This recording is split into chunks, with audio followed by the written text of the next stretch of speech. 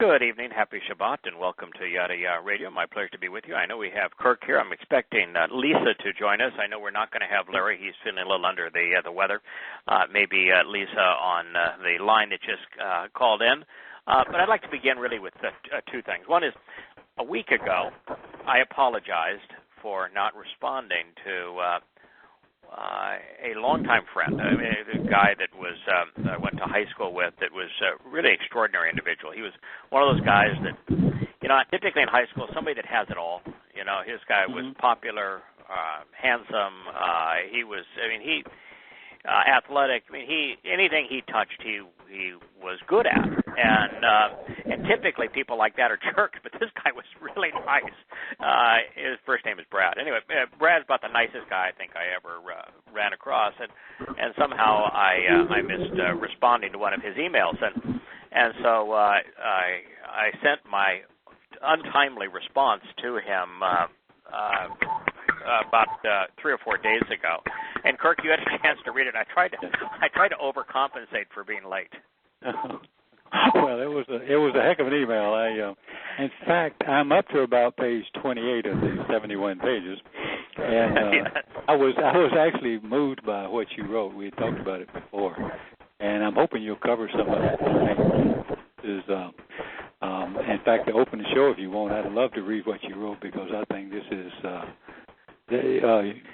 just really. Yeah, I'll set the scene, and then I'll let you take it from there. The scene is that Brad wrote an email that says that he was curious as to how I'd come up with the title Torahless One, and that he knew that in Revelation that there was the title Antichrist, and he knew that that title really was not valid. And he was asking, can you explain to me how you came up with the title Torahless One? What is it in Hebrew? And quite honestly, I could not recall if the title Torahless One was a title that Yahowah had actually used, or whether or not I had just deduced it from the overriding text about this character, and particularly the similarity between this character and the Paul that wrote half of the Christian New Testament. So I decided the best way for me to kind of apologize for failing to respond to a guy that was really extraordinary all the time that I was growing up. So I kind of have a debt to this fellow, and the fact that he was really such an extraordinarily nice guy.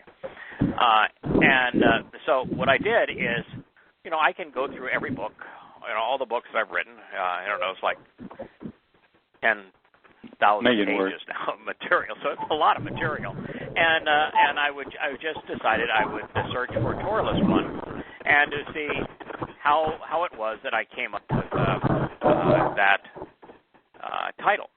And what I found is that it is really extraordinarily well justified, even though Yahowah does not use that as an explicit title. Boy, he talks all around it. It's kind of like, this is where I'm leading you, is to recognize that this will be his title, although it's a title that will never be used by anyone other than those of us who are trying to explain his nature. So anyway, so I did that, and what I did is I copied and pasted into the 70-some-odd page document really everything that I had written regarding this individual. Fair enough? Yes. And like I said, I was up at page 28, and a lot of the material we had covered on shows, and of course, obviously I've read a lot of those as well. But what struck me was something we talked about a lot in regards to Dode, and being right as opposed to being good. And you were writing Paul's scheme and how he talks about being good, and you were talking about charitable work, and then you wrote about 3 or 4 lines here. It's 3 paragraphs, but only about 3 lines, sentences, and I thought how extraordinarily appropriate this is, as well as how powerful it is. And you wrote, heaven is not a reward for anything, much less for being a good person. Heaven is simply God's home, and his family is a relationship, not a prize. Entry into God's home and thus inclusion into his family is predicated upon correctly responding to the conditions of the covenant and then engaging in the resulting relationship. It is about being right, not being good. Being good will not earn any credit with God. No amount of good work will cause heaven's door to open. There is nothing you can do, bring, or say that will influence God in the least. On this issue, he is unwilling to yield. Heaven's door opens to those God recognizes for participants in the covenant, for his children, because they are family. I don't know, that moved me terribly. I just thought, because we feel so inadequate, most of us, when we realize, we ain't much. And then when you think he ain't asking, he certainly isn't asking something we can't do. We can certainly respond to the when you read that,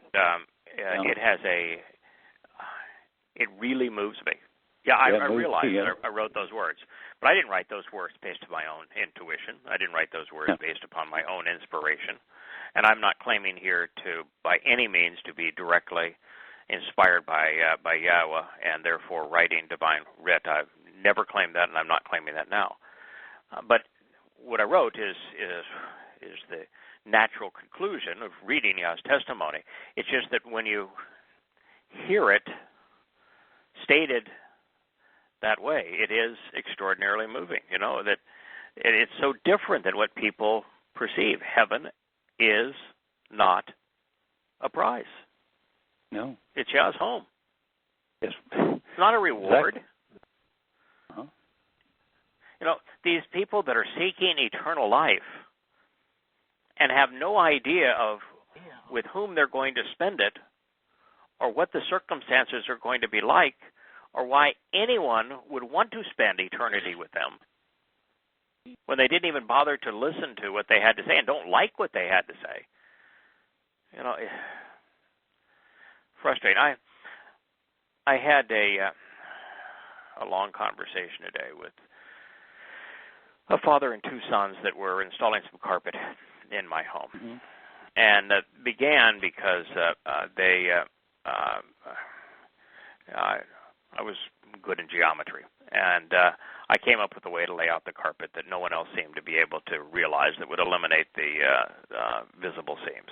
And I explained to them how to do it, and they said, how in the world you're able to do that? I mean, I like challenges. I like to understand the circumstances, and I like work. I think work is its own reward. And they say, I thought you were retired. I said, well, no, I work 10 hours a day, 6 days a week. I like work. My work now is that I study ancient documents and then try to make sense of them. Not only translate them, but then try to explain what they have to say. And we got into Islam and Prophet of Doom. And, oh, boy, yeah, he was all over that. Yeah, that makes some sense. Mm-hmm. But then I made a statement. I said, listen, all religions are man-made constructs. They're designed for the few to control the many. And that, Paul's conversion experience was no different than Muhammad's. They describe it exactly the same way. And he says, do you want us to walk off the job? We're not only Roman Catholics, but we go to Mass every single morning. Wow. Well, I'm sorry, but the Mass is a holy pagan affair. The Roman Catholic Church is the beast that Yahweh says is the most vicious in all of human history. And the son said that, but Jesus said that to Peter that upon this rock I will build my church. Mm. This is his church. You're not going to criticize his church, my church. And I said, he didn't say those things. He said, yes, he did. He said, upon this rock I'm going to build my church. I said, no, he didn't. He absolutely did not say that. Do you think that he spoke English? Well, no. Well, he says, the scriptures are written in Latin. I said, no, they're not. He said, translated. Saint Poorly Jerome translated. was inspired by the Holy Spirit to write them in Latin. I said, no, he wasn't. Are you aware? Jerome actually wrote, by the way, that wasn't his name, but you actually know what he wrote to the Pope to explain his motivation for translating old Latin texts into a singular Latin document? Have any clue? Because it wasn't the Holy Spirit that inspired him. That's not why he was doing it. Wow. You know, how many times, gentlemen, do you need to be deceived by your church before you're going to realize that they're playing you for fools? So, you know, we're thinking about walking off the job. It's your call. It just makes you want to scream. I had another conversation that so are you putting in wooden floor? No, we postponed that. They're a little too expensive. Putting in just carpet upstairs. The carpet in the house was 20 years old. I mean, did they walk off the job? I mean, that's badly stained. No, they didn't. No. Well, good to them. You know, I actually work more with them, and you know, I bought them all lunch yesterday. Bought them lunch today, and all the garbage I personally hoof out of the property, out of the house, and you know, I'm there not only working with them, but supervising the installation. So it's you know, it's a kind of a unique situation. Anyway, yesterday I received a phone call on my way to dinner from the publicist individual that I've mentioned before. His first name is Jerry. Mm-hmm. Yes. And Jerry had been offered an opportunity to work in the White House. And he had turned it down, and he was surprised to hear, and you may be surprised to hear that. And I was in the car with my wife at the time, and so I was on speakerphone. And you may be surprised that I told Jerry that you know, you may want to reconsider turning the job down, and that you know, you have a physically handicapped daughter who's just an absolute wonderful young person, but she's got challenges, and you've got a family, and you have responsibilities, and you know, your chosen business has been tough because you know, talk radio has essentially dried up over the LBGT uprising against talk radio. I've essentially eliminated the advertisers. So you know, your business is dried up. You have a responsibility to take care of your family, and you know, if your job there is to get White House spokesman access to the media, you're not stating the message, and perhaps just in that proximity. Let's just say, and he wrote back and said, so, you know, let's say that I do a really good job of getting them access to the media, and they communicate what their agenda is, and Trump notices and invites me to a meeting. What if I invite you and you get an opportunity to bend his ear? Well. You know, I said, you know, it's a possibility, but he says, you know, you don't want to swear an oath. If they make you swear an oath, you know, you probably can't do that. But you know, you got a responsibility to work for your family, and so long as you're not advancing some cause, but you know, also think of this too. You've got a unique situation. I'm not a Trump supporter, but at least there is the possibility of somebody doing something that is actually beneficial. Amidst all the terrible stuff, there's some things that are going to be done that are going to be beneficial. So, but what that led to was interesting, is that my wife never wants to talk about this. And she was uncomfortable talking about it at dinner, but we still talked about it and what God's position was on government and religion. And we, you know, and how most politicians are scumbags. And I said, you know, it's really interesting. I told my wife, I said, you know, that it goes right into this, good is irrelevant, that God, you can't impress God by being good. And my wife's very moral. And so being good is really important to her. And I said, you know, who is the person that God loves most? She says, she guessed Moses. I said, no. God and Moses had a decent relationship, but they were never chummy. You don't ever get the feeling that God and Moses were buds. That's true. Any time did God say something about Moses that would indicate to you that they were buddy-buddy? I mean, he's shown laughing with and eating with and having a great time with Abraham. But the one guy that he says, hey, this is my son. I am really love him. And I explained that Dode was a rascal. I mean, rascal understates it. I hate to be kicked out of every church. Right. So, so what I basically said is that there are 5 terms and conditions of the covenant, and being good isn't one of them. And we went through them, and she said, I can't accept that because, it wasn't until the 1950s that people even outside the Jewish community even considered circumcision. So you're saying that for hundreds of years, maybe thousands of years, not a single person made it to heaven. Yes. Yeah, that's what I'm saying. Mm-hmm. That's what Yahweh said. Surprise. Yeah, that's what God said. And what you said is what Yahweh said. Yeah.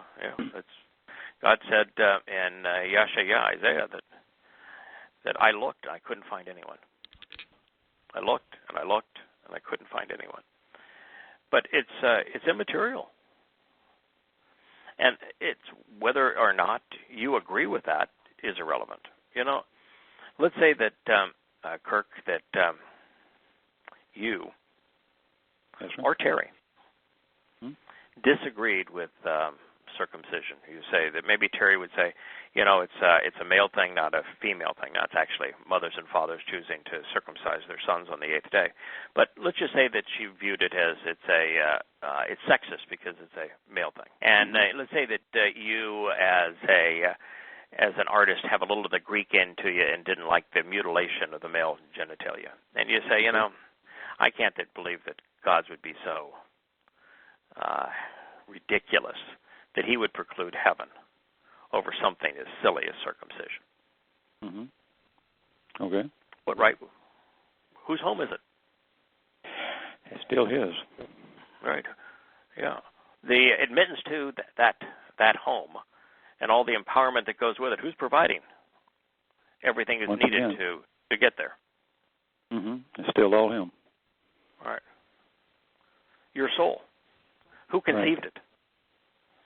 Once again, Yahweh. Yeah. Who created the universe? It's all Yahweh. It's his game. Yeah. It's his ball game. I mean, so if the creator of the universe, the author of life, says, these are my conditions, if you want to disagree with him, what do you think the odds are that he's going to say, hey, no problem, I don't really care about what I say anyway? You ought not feel any compulsion to listen to me.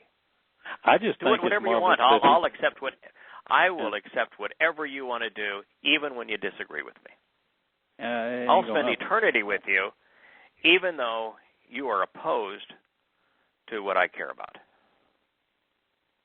Wouldn't that be stupid?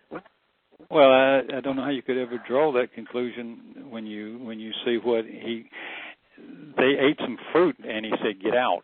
Yeah. Man, I'm going to tell you. Very much. I said, you did. The results are. That's it. Right. Yeah.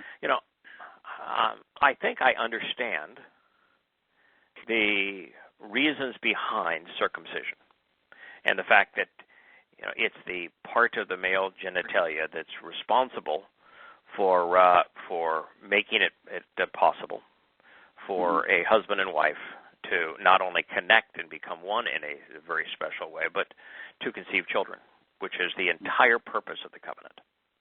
And that to be cut off and separated is the entire concept of everything God is trying to communicate with us. He wants us to be separated from the things of man so we can be set apart unto him. So, I understand why he chose circumcision. And I understand why he says that this is important to me. It's your signature. This is your sign. This is a way of you saying, I agree to the terms and conditions of the covenant, And so I understand all of that, and and I can wrap my mind around it intellectually and morally.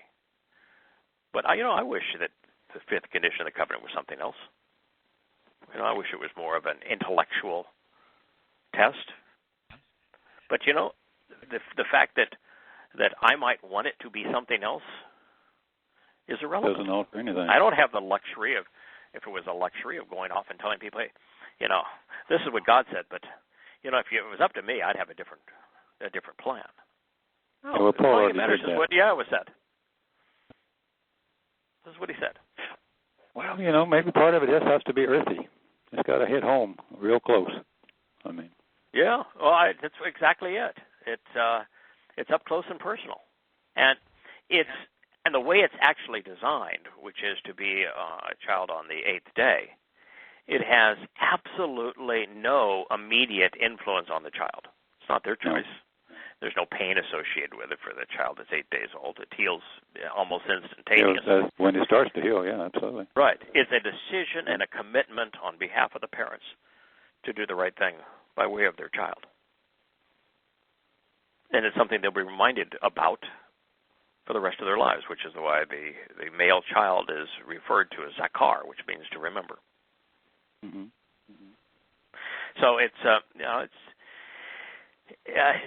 the last few days have provided some very interesting discussion. Now, the other thing that was interesting is I want to share one other thing. I opened an email just moments before the show. It was written from William, the elevator man, William Padilla. And I had CC'd William on one of the emails that I had responded to. A friend named Jeff, a different Jeff than Dr. Jeff, wrote me a letter. Actually, I think he was communicating by way of Frank, and and he was talking about how he's 48 years old, lives in Austin, Texas, just north of Austin, Texas, and he has come to be a part of the covenant family, and that he found Yahowah the same way most of us have done, by way of these translations and the comments related to them. And this is what he wrote. It just made me want to laugh, but it's right on the same track. He says, "Thank you for sharing Jeffrey's note with us. What I find interesting is how I'm not at all amazed in the similarities of our journey to get home." It's really the same for almost all of us, isn't it? It's apparent that those who sincerely desire to know Yahowah do not stop fighting. It's a striking commonality. We never give up. Fitting, seeing his dad never gave up on us. He says, I'm a lot like Jeffrey, and that I wanted to prove Craig wrong. I thought he was completely out of his mind when reading the prelude to Introduction to God. These guys I talked to today, they thought I was completely out of my mind. I can see their faces as you talk. I can just go. Yeah. I realized that. So this guy, and William's writing, I thought he was completely out of his mind. I convinced myself that I would dig deeper and forward the resources to correct his misunderstandings of Paul. And I would send it off to him. Laugh out loud. Boy, was I ever so wrong. The more I dug, the more I realized that Craig Wynn's research was an honest attempt to leave no stone unturned. Thus, here I am today, sharing what I've learned, and always encouraging each individual I encounter to never trust me. In fact, by the way, I don't know many people I would trust more than William. So if he's telling people not to trust him, that's something extraordinary. That says a lot, don't it? He's about as trustworthy as they come. In fact, I absolutely refuse to help anyone who will not try to discredit what I'm sharing. My personal experience confirmed that doing so will lead an individual with such attributes to Yahowah. It will open their minds, and they will see his true nature. That is, if you're open to it. So let it be so with Jeffrey. May he attempt to leave no stone unturned by studying and questioning everything, and then may he share what he discovers, as we are all in pursuit of Yahweh's truth and nothing more. You know, and that's where we find ourselves. And there are some just simple and profound insights that are so seldom considered. You know, like today when they wanted to say something about Revelation, and I said I don't spend a lot of time in Revelation. Why? Because from chapter 17 on, there's no pre-Constantine record of it, and from Constantine on, there's no credibility with the text. It was changed willy-nilly to suit religious proclivities. Mm-hmm. Well, for a long time, the Catholic Church wouldn't even touch the Book of Revelations. Correct. So it's not like they embraced it for all their lives. Well, there's a reason they don't like the Book of Revelations. Is the Book of Revelation calls them calls them the seed of Satan, calls them married to Lord Baal, and then says that they're dead, and then specifically discusses how they grew out of the Roman Catholic Church and how they that the city on seven hills is the seat of Empire, Babylon. right? Yeah. So there's a reason they don't like Revelation. That's pretty good reason right there, too. Yeah, there's a reason they don't like Revelation very much. But when you look at the Torah, prophets, and Psalms, God absolutely, unequivocally, and undeniably demonstrated that He authored those texts. Mm-hmm. And He preserved them. And yes, and that He did so in such a way that we know precisely how He created the universe, how the conditions existed in Eden, what precipitated the flood, why it occurred, why Noah specifically was spared, because he listened to Yahweh and did as He instructed, how Abraham was called out of Babylon and walked with Yahweh away from religion and politics to become part of the covenant, and even the details of the test that he endured to be part of Yahweh's family, to the character of Moshe and the revelation of the Torah, to those invitations to meet with God, to all of the prophecies that come thereafter, and to how Yosha specifically fulfilled each of the seven, the first four Moed Mikre, and will fulfill the last three. And you read this, and there's absolutely no question whatsoever that it was inspired by the Creator of the universe. Mm-hmm. And yet, almost everyone discounts it. They don't want to hear about it. Well, that's the influence of Paul. Yeah, I think so. Absolutely influence of Paul. That and because if you're going to talk about Yosha and that story, and you don't turn to the Psalms, you've missed a ton.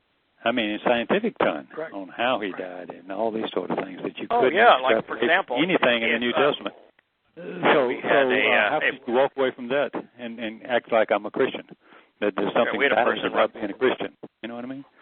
Yeah, we had a person, I think her name was Denise, wrote last week about how she was troubled by God leaving Yosha, and him wondering, why have you left me? And I said, it's the unanswerable question for all Christians, because it does several things. One is it says that the body was not God, because the body was separated from God, because God left the body. So that's trouble. It means that God could not have died for your sins because God left before the body died. Right. And so it puts Christians in a position where if you're honest as a Christian and you read that, it's all over for you. The basis of your religion crumbles. That means that body had nothing to do with God and wasn't God, and that God did not die. That's what it means. And that's all it means. And then and then you realize that there is no way as Yosha became what we will become when the set-apart spirit came upon him in the Jordan River when he was 30 years old under Yahuwah, the immerser. And he ceased to be as we will be when the set-apart spirit left him at the conclusion of Pesach in year 4000 Yah. And then he became once again as we will ultimately be on Bokurim. But the power of what he said is in recognizing he was not asking a question. No, he's making a statement of fact. My God, why have you forsaken me? You can ask a why, you can make a why statement without it being a question.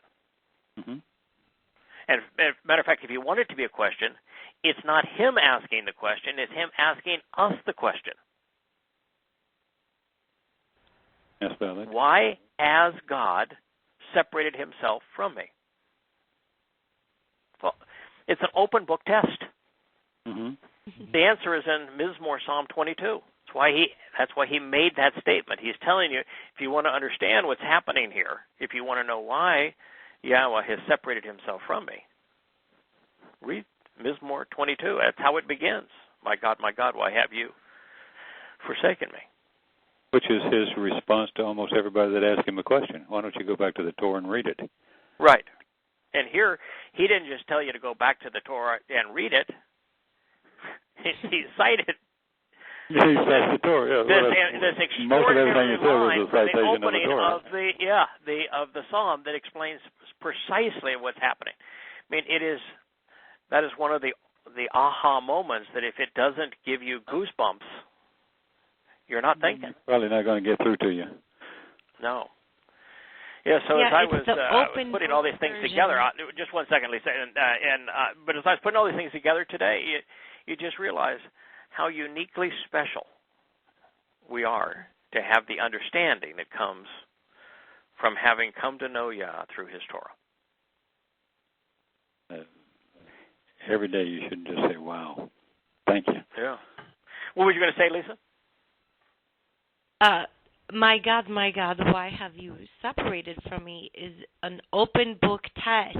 Open book test. If you can figure out the answer to this, you're doing well. Correct. Yeah, it is. It's not the answer to that question, which he's asking of us, not of God. That's the question. While it is readily available, because it is an open book test, and it is the opening line of the Psalm 22, Mizmor, that specifically explains why God was separating himself from his body at that moment. I will agree with you, Lisa, that it's not one of the easy answers.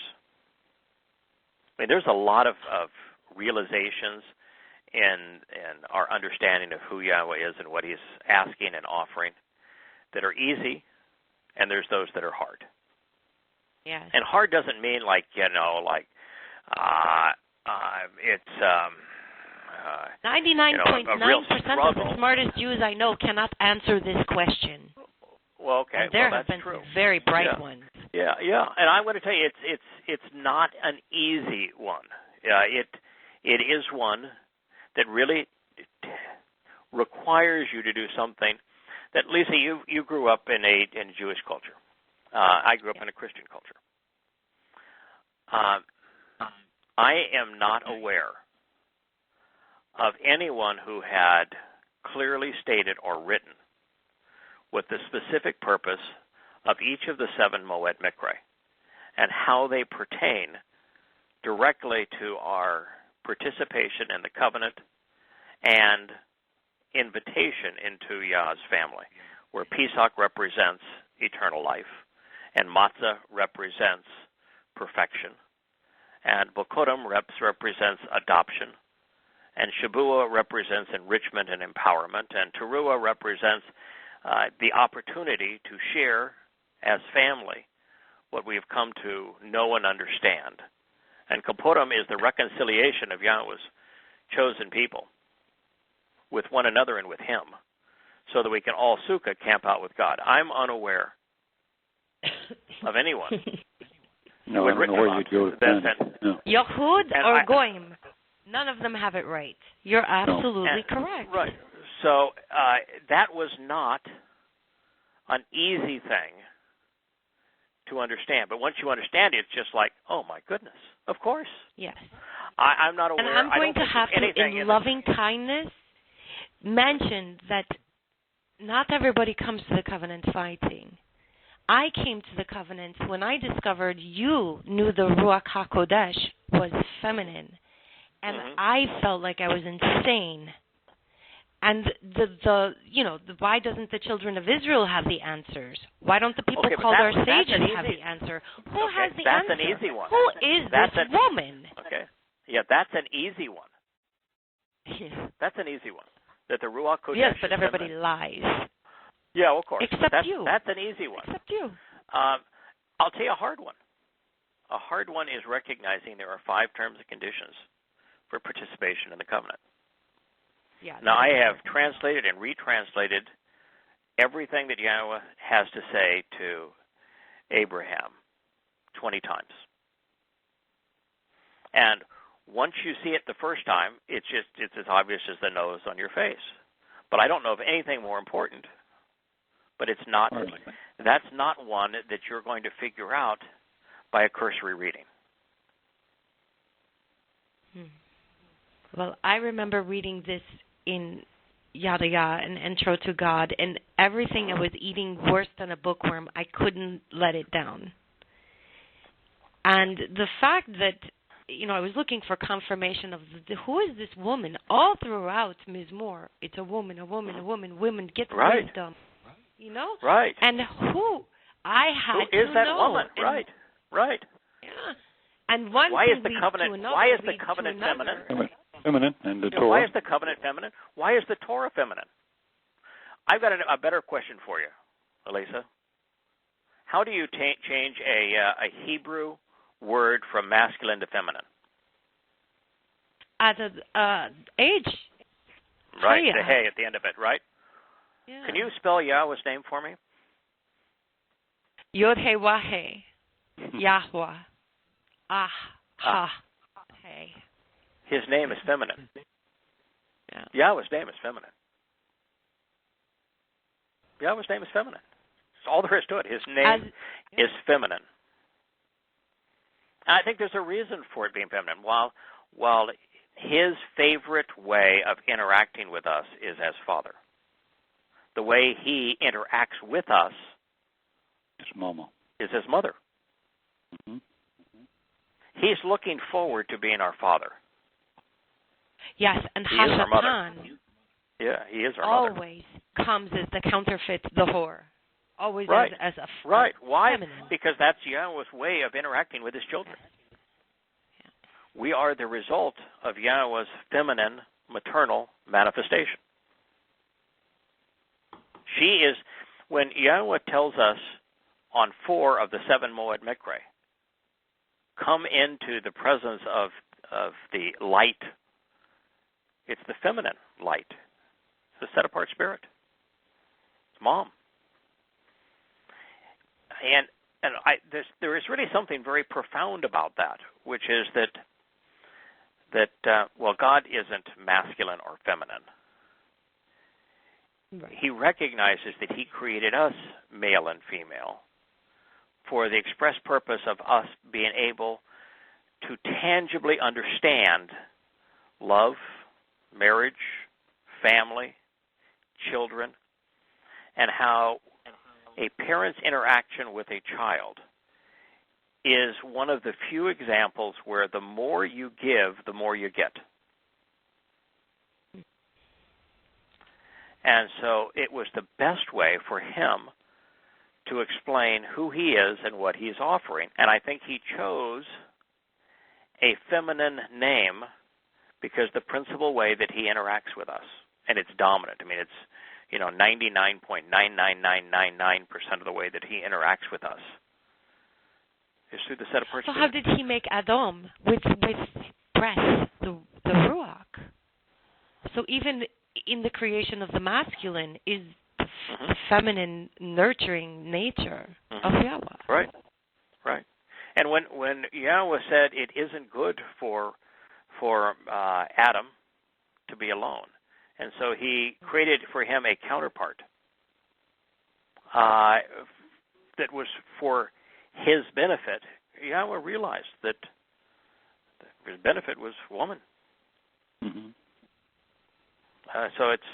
But this idea that this realization that Yahweh literally modeled humankind such that we would understand His nature and what He was offering and how to benefit.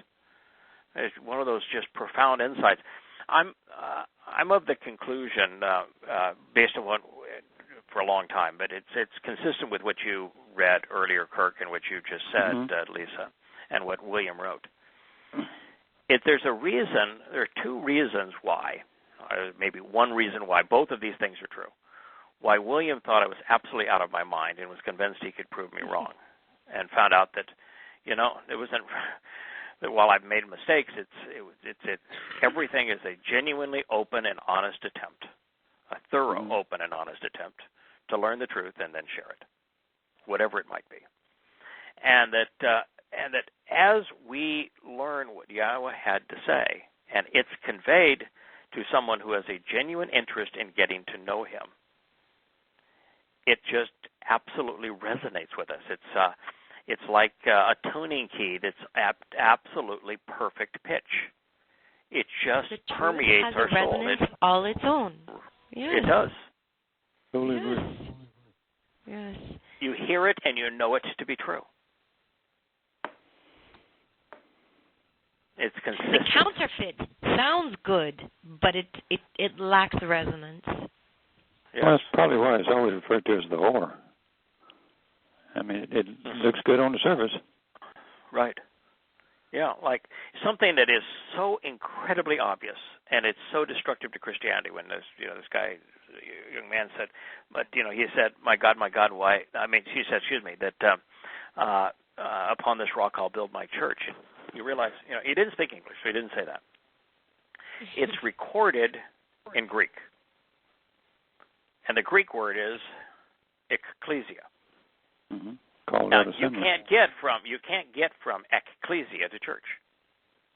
Ecclesia, nope. Church is not a transliteration of ecclesia. Ecclesia and church bear no letters in common.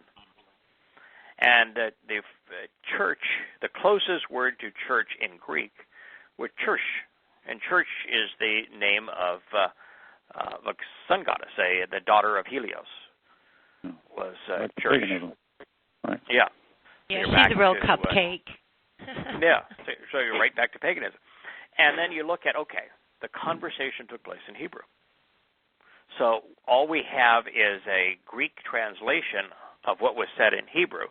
So now you're required to translate the Greek back into Hebrew and then analyze the Hebrew if you want to understand it. So what is the ecclesia means? Ek means out, and klesia is to call. Oh. So is there a Hebrew word that means Kara. to call out? Oh, to call out, sure. Right. Now, he's using it here as a title. Kara is a verb, isn't it? Yeah. Mm-hmm. Okay. Kara is a verb. He's using it in a sentence, I will build my ecclesia. Now, he didn't say ecclesia. He could not have said Kara because Kara is a verb. Is there a noun, an important title that is predicated on the Hebrew verb kara?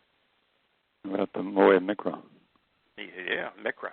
Mikra is based entirely on kara, and it's the noun version of kara. Of the verb, yeah. And so, it's the noun version of the verb, and it's the title to the single most important things that Yahweh is trying to establish. And so you put it in the context and you say, what was the reason, what was the very foundational reason that Yosha was here? To build upon the Mikra. The pathway home, yeah. Right. the pathway home. Pesach, Matzah, Bakodim, and Shabuah, the first four Mikra. That's why he was here. And so when you translate it from Greek into Hebrew, you have something that is profound. And if you translate it from Greek into English and then replace called out ecclesia with church, you got nothing. With church, what you have is complete but and utter even if you deception. totally fudged it and said upon this rock, if you look up the Hebrew word for stone, it's Aben. There's two. Yeah, Eben is the principal word for stone. You got to have some clue. Yeah, there's two. There's Eben, which is rock in the sense That's of stone. That's a foolproof open book plan right there. Yeah, right there. And what he's saying is this is foundational. And he's also saying this rock, I am the cornerstone. This is the cornerstone of the message, which is the Mikra. And what is the Hebrew word for build? It's also a feminine term. Bena. Bena. Bena is the Hebrew term for what it is. Essentially, it's the Hebrew term for son, ben, made feminine. It's Bena, and that's the Hebrew word to build. And what it means is I'm going to build a family. Bena, and I'm going to build a family by way of mom, because it's feminine. That's Bena. And Yosha, everything he did is a feminine connection. Yosha's name is feminine too, by the way. I know, and I mean everything is feminine. That's the only way he can. He's in seventh dimension. I mean that's the only way he reaches us through the Ruach Kodesh. So it has to. Everything has to be a feminine. That's the only thing that made nature. The physical body. And that was quite Son specific of God. task at a specific time. Right. Yeah, he said the set-apart spirit came upon him in the and he's in the River Jordan. He said, "This is my son, who I'm pleased." So. Right. Yeah. And then the set-apart spirit left him, and then we're told in Mizmor 22, the set-apart spirit came back and he saw the light on Bakodim. Right. Yeah. But the statement that he made in Hebrew, with Eben as stone and Bena as I'm going to build my family, based upon the Mikra. You go from asinine and clearly errant, profound. Yeah. And the same thing is true about everything that we study with Yahweh. It's always the same. I was writing today, I went back into chapter 5, I think it is, or maybe it's chapter 9. Chapter 9 of Observations. And I rewrote about 20 pages of it because it was that whole analysis. Yeah, I'm sorry about that. But it was that whole analysis of how we ended up with these errant translations. I took about 20 pages of that chapter and said, I'm going to once and for all, I want to go through the entire litany of this is how we got here. Starting with the failure of the Septuagint and the failures of the Latin text, the failures of Jerome, and then of course Erasmus and the Textus Receptus, and then all of the English variations and the Roman Catholic Church's response. I went and rewrote that. And one of the things I came to, I added a lot of just let's stop and think about this moments. And one of the things I came to is that realistically, God could have had nothing to do with the Christian New Testament. But clearly he had nothing to do with trying to preserve its content. Because its content, within almost moments of the time that it was written, was so badly recorded and so altered and deliberately changed that within decades there were thousands of errors. Within a century there were tens of thousands of errors. And within 3 or 4 centuries there were 200,000 to 300,000 variances. Yeah, amazing, isn't it? And so a God who does nothing to make it possible for you to know what he said isn't a God that you can trust. It isn't a God you can know. That's a God certainly wouldn't be able to hold you accountable if he's not going to give you any clue. Right. Yeah. If you can't trust his testimony to have been conveyed accurately, then there's no way to know him. Right. There's no way for have any certainty whatsoever. And then I said, I want to be careful about this because, we don't have a precisely accurate version of the Torah or the Nabi prophets or the Mizmor Psalms, but that really isn't the case. When I look at the Dead Sea Scrolls and I compare them to the Torah prophets and Psalms, the differences are really small. Mm-hmm. I mean, it's rather than twice as many and for the variations record, as there are words. Where do you find those differences the most? When it's talking about Ma'asaya? Yeah, is that possible course, that yeah. the Jews occlude that? Pretty obvious what they're changing. Absolutely, yeah. And the book that is the most altered, and the book that we have the absolute totality of, is Yahshua. It's 1 in 14 words. But I want to be careful even in that, though.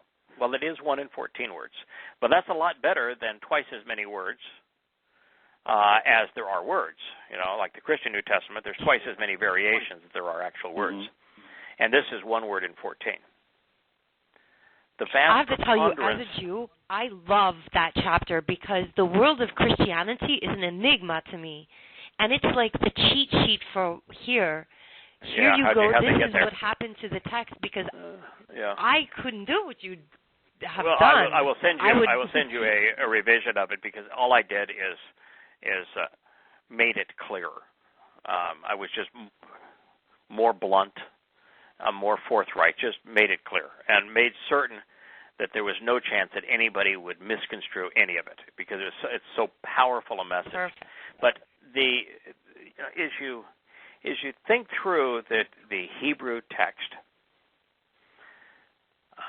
Yahweh caused his people to, if nothing else, be accurate scribes. Mm-hmm. The differences between the Masoretic text and the Dead Sea Scrolls, with the exception of Yahshua, which is just totally counterproductive to the Jewish religion, is less than 1 word in every 14. And of those variations in 1 word in 14, 80% of them are fairly minor. I mean, there's some that are extraordinarily important and just really lay Judaism naked and bare. But but particularly as they deal with Yosha. But for the most part, the variances are small. And if you're willing to realize, if you're willing to accept the realization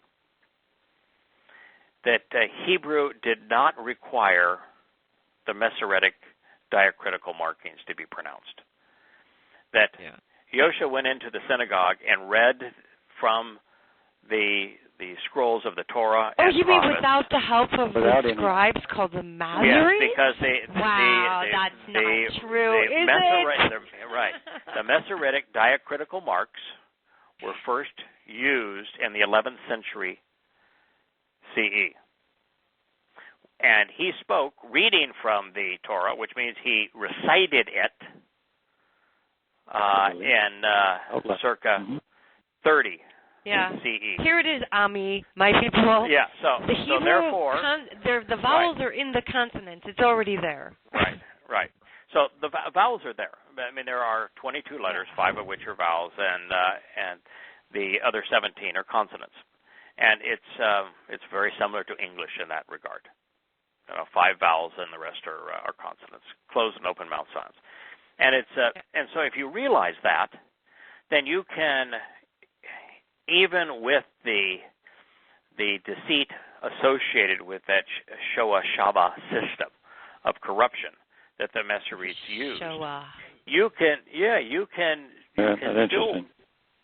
pull it all back and eliminate their corruptions and read the text as it was intended. Yeah, and for any Yahuds listening in, Shoah should ring a real clear bell in your ear. Yeah, it should. Yeah, Shoah is like Satan telling Paul to write that the thorn in his side was a messenger for Satan. Shoah is Satan telling Muhammad to admit that he was demon possessed. Shoah is in your face. It says that our method of vocalizing the text was meant to corrupt it and to deceive. That's what Shoah says. Yeah. Kind of like they chose the word son of the star, Bar Kokhba. Yeah. The false Messiah that kind of like that dude. Yeah, how could you be, for example, or Shabbatai Zebavi, Orthodox like the Kirshner, other Salonikai Jew who thought he was Messiah. Yeah, Kirshner is a Orthodox Jew, Trump's son-in-law. How could you be an Orthodox Jew, recognizing that the father of Orthodox Judaism, the father of Rabbinic Judaism, which is the only form of the religion practiced today, was Rabbi Akiba, and that Rabbi Akiba is solely responsible for the diaspora, for the deaths of hundreds of thousands of Jews, for the land being renamed Palestina, for there being a people who claim to be Philistines, for the Jews being in a situation where the Holocaust could occur. All of this is directly attributable to Rabbi Akiba falsely naming a Messiah, Simon Bar Kokhba, and then telling that false Messiah to go attack Rome. When Yosha was here, did he tell anybody to go attack Rome? Not one. Nope. No. He had already said it. He said, "Go on to the lost sheep of Israel." That's what correct. he said. Right. Correct. And I think that's an instruction, don't you? Yeah. I was sent an email today from the other Jeff, Dr. Jeff, that was talking about Mizmor 105. And Mizmor 105, he was saying, now I want to know who the anointed are because it talks about, it, and I'll get this wrong because I can't remember, but there were two instructions at the end of it. And it was essentially, don't mess with my anointed. Do not harm my prophets. Do not go against my anointed ones or my prophets. And Yahowah introduces this Mizmor by saying that he established a temporary covenant because he was going to create a new covenant through Paul. And no, he didn't say that. He said, I have established my everlasting and eternal covenant. My family, my one and only family is eternal. And then he repeats that. He says, the covenant is forever. And he says, I made promises to Abraham. I affirm those promises to Yishak. I swore an oath regarding this covenant with Jacob.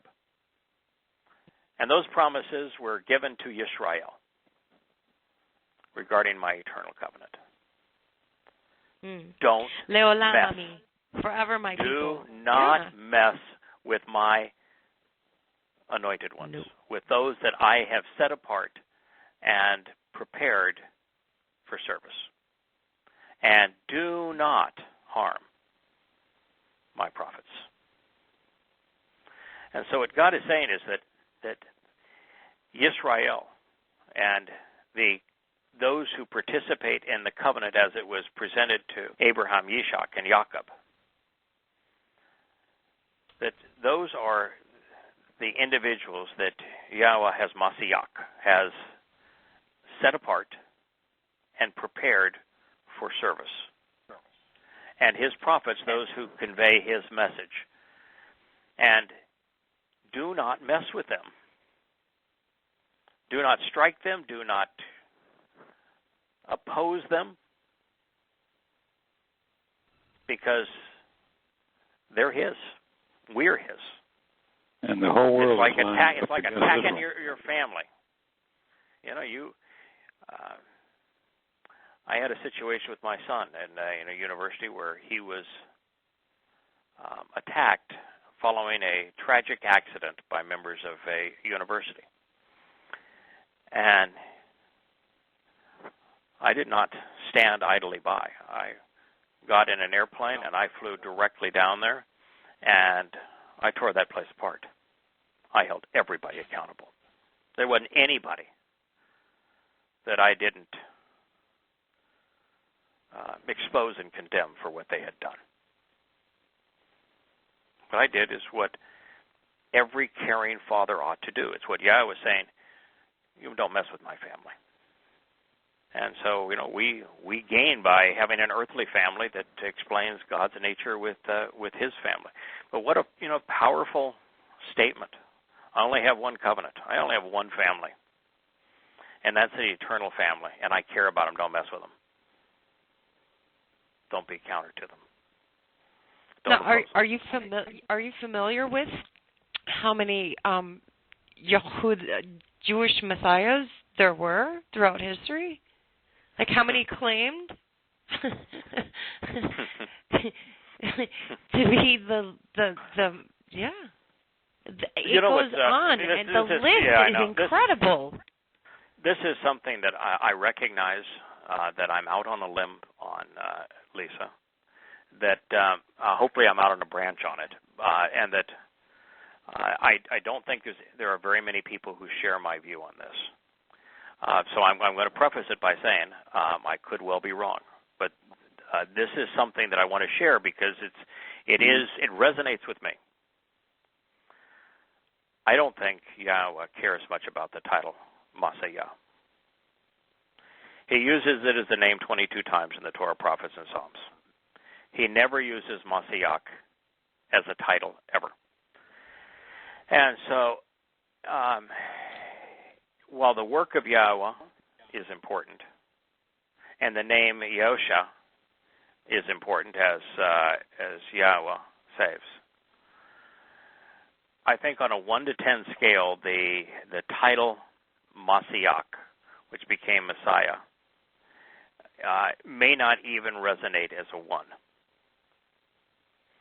And then you have to think, okay, if I happen to be right about this, that the title Messiah or Messiah, and Messiah is only used as an adjective to modify messenger. So it's a messenger who is Messiah, set apart and prepared to serve, equipped to serve.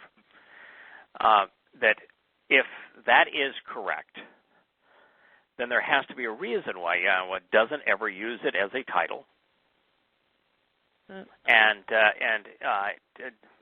is less concerned than we can even imagine about that title. So I'm going to share some thoughts with you. And again, I'm not claiming to be right. But I'm going to throw it out as thoughts. Go for it. The most popular religion in the history of humankind, the plague of death, is based on a corruption of that title. God wants nothing to do with it.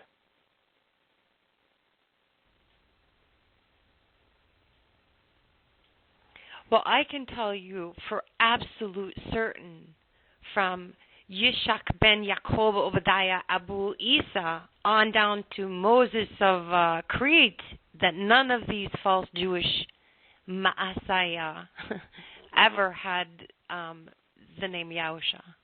That I can guarantee you. With blood on my head, I can guarantee you that. Right, right. And if you're going to, we are doing the work of Yah. 2 ways to look at the work of Yah. One is to convey the word is the work of Yah. And the other work of Yah is the most important work of Yah, which is Him building the family based upon the fulfillment of the Moed Mikre. We ain't doing that.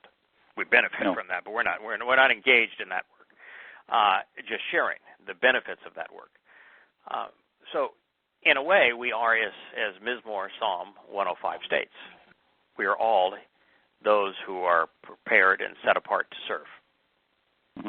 And that makes us all the work of Yahweh. And we are all the work of Yahweh in terms of what he has done for us, what his work has done for us. We are the work of Yahweh. But the title Mashiach is just never used. And if it was important to God, he'd use it. I mean, how many times has he used the title Bereth, family? How many times has he used the title Bayeth for his home on Mount Moriah? It's kind of like one of those labels that say, like, wash with care, or, like, kind of like hand wash or whatever. You're supposed to just look out for this. That's it. Yeah, if God's going to say something that's insignia, important, a sign, something to come. Yeah. Hello. How many times because, yeah. It's not the be-all, end-all. It's part of something much bigger. Shamayim, the spiritual realm, is important to him. He's used the title all the time. Bereth, the covenant, is important to him. He uses the title over and over and over again. Torah is important to him. The title appears hundreds and hundreds of times. Yahweh's name appears 7,000 times. The name is really important to him. Yosha, as a name, appears 222 times. The name is really important to him. Mashiach is never once presented as a title. And as a name, Ma'aseyah is presented 22 times. Only one of those times is really important, which is when the family is all gathered on Mount Horeb to receive the Torah. Mm-hmm. I have one question for you. I think it's really important for Yehud, if they're listening, to hear. This title, Ma'asiyah, is it given to a goyim at any point in Torah? No. Not. No. Okay, it wasn't given to Koresh? At least I'm unfamiliar that it was given to a goyim, but I mean I feel and like all he did was bring the Jews back to the land. I feel like we're all. So let's say that it was given to the goyim, and Koresh is the person that it was given to. I'm not familiar. I mean, I've read all 22. It's been a while since I've done it. So if he did give it to a goyim, I feel. And this is not an arrogant statement, because I think it pertains to every one of us who are part of the covenant. And I don't think there's anything wrong with us having some sense of pride associated with being part of Yahweh's family. I'm very proud to be part of his family. When we are part of his family, we all are engaged in his work. We all enjoy his work. We're all part of his work. We are the result of his work. So I'm a goyim. And yet I am Mashiach. Yeah. But you adopted Yehudim too. Yeah. And so we're all to bring one Yahud back to the land, and that's a very good thing. Yeah.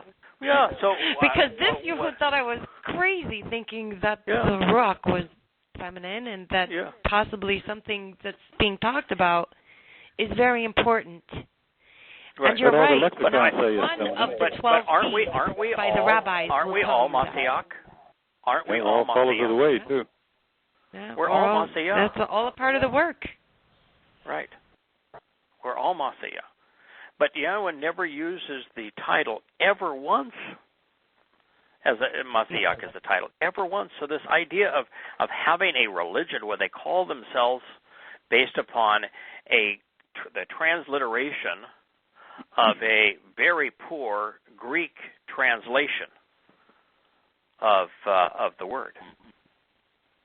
You know, Christo, for the basis of Christian and Christ, is the Greek word that speaks of the application of drugs. And so it's a very, very poor translation of just one tiny aspect of Mashiach. You know, Mashiach does speak of anointing in the sense of what anointing represents. Anointing has nothing to do with whether or not oil is used. The oil is simply a symbol for the set-apart spirit, and the process of putting the oil of representing the set-apart spirit on someone is that in a ceremony it's a public display. The set-apart spirit is coming upon them for the purpose of preparing them and setting them apart to be an effective servant, to be able to serve in a meaningful way is what it represents. It has nothing to do with the application of drugs, which is, of course, Christo. And then why in the world would you take and transliterate the Greek word as if this was a Greek ceremony or a Greek individual?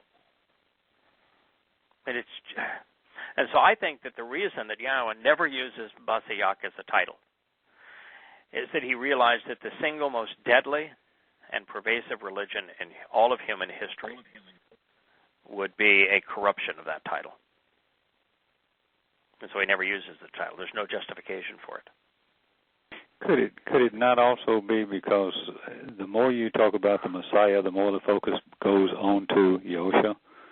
Yes. When he's all about go to Yah, the Father greater than. Yeah. If you're focusing Christianity just puts all the focus on the name, if you're focusing on the name Christ. of Yahusha, if you're focusing on the name of Yahusha, it's impossible not to see Yahweh. Right. Impossible. But if you corrupt it, because you got nothing.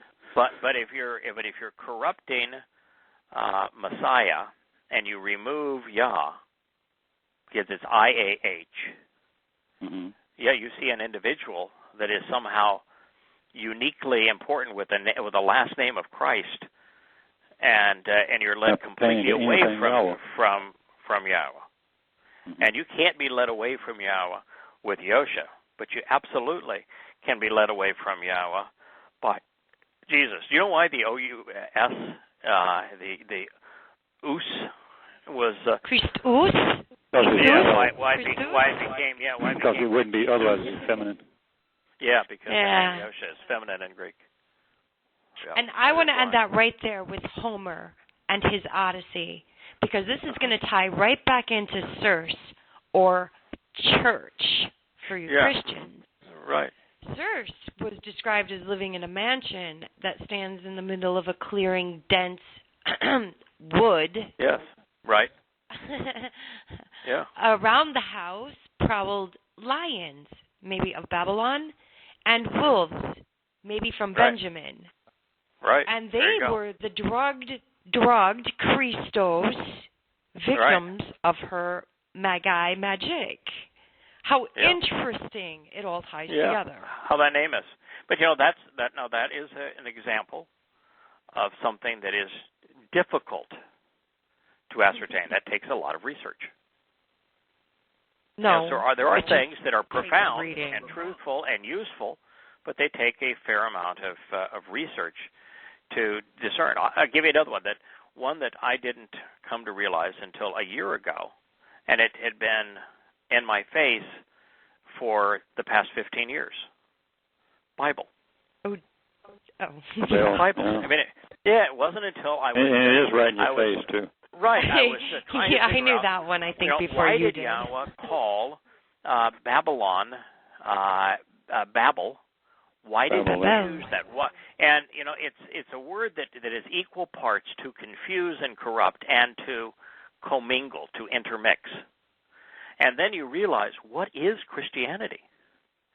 It's the intermixing of all pagan religions. It's the blending together of pagan religions for the purpose of confusing, and so by definition, it is the religion of Christianity, the amalgamized religion of Babylonian paganism with full doses of Egyptian, Greek, and Roman mythology. And then you come to realize that, well, it's more than that. So it's not just the means to Christianity, which is the commingling of these pagan religions, but Ba is the Hebrew word for in, with. With and in is Ba. It's one of the most common of all English or Hebrew prepositions. In or with is Ba. I think Ba is probably second only to Wa, which is the conjunction and in terms of its prevalence in the Torah, prophets, and Psalms. And Bel is not just the Hebrew word, the Aramaic word for the Hebrew Baal, but Bel means the Lord. And it wasn't just the Lord. It is the head of the Babylonian pantheon was the Lord Bel. And so he's saying Lord is Satan. And so the Bible is with the Lord, with Satan. Ah, yes. And it's spelled exactly the same way in Hebrew as Bible is written in English.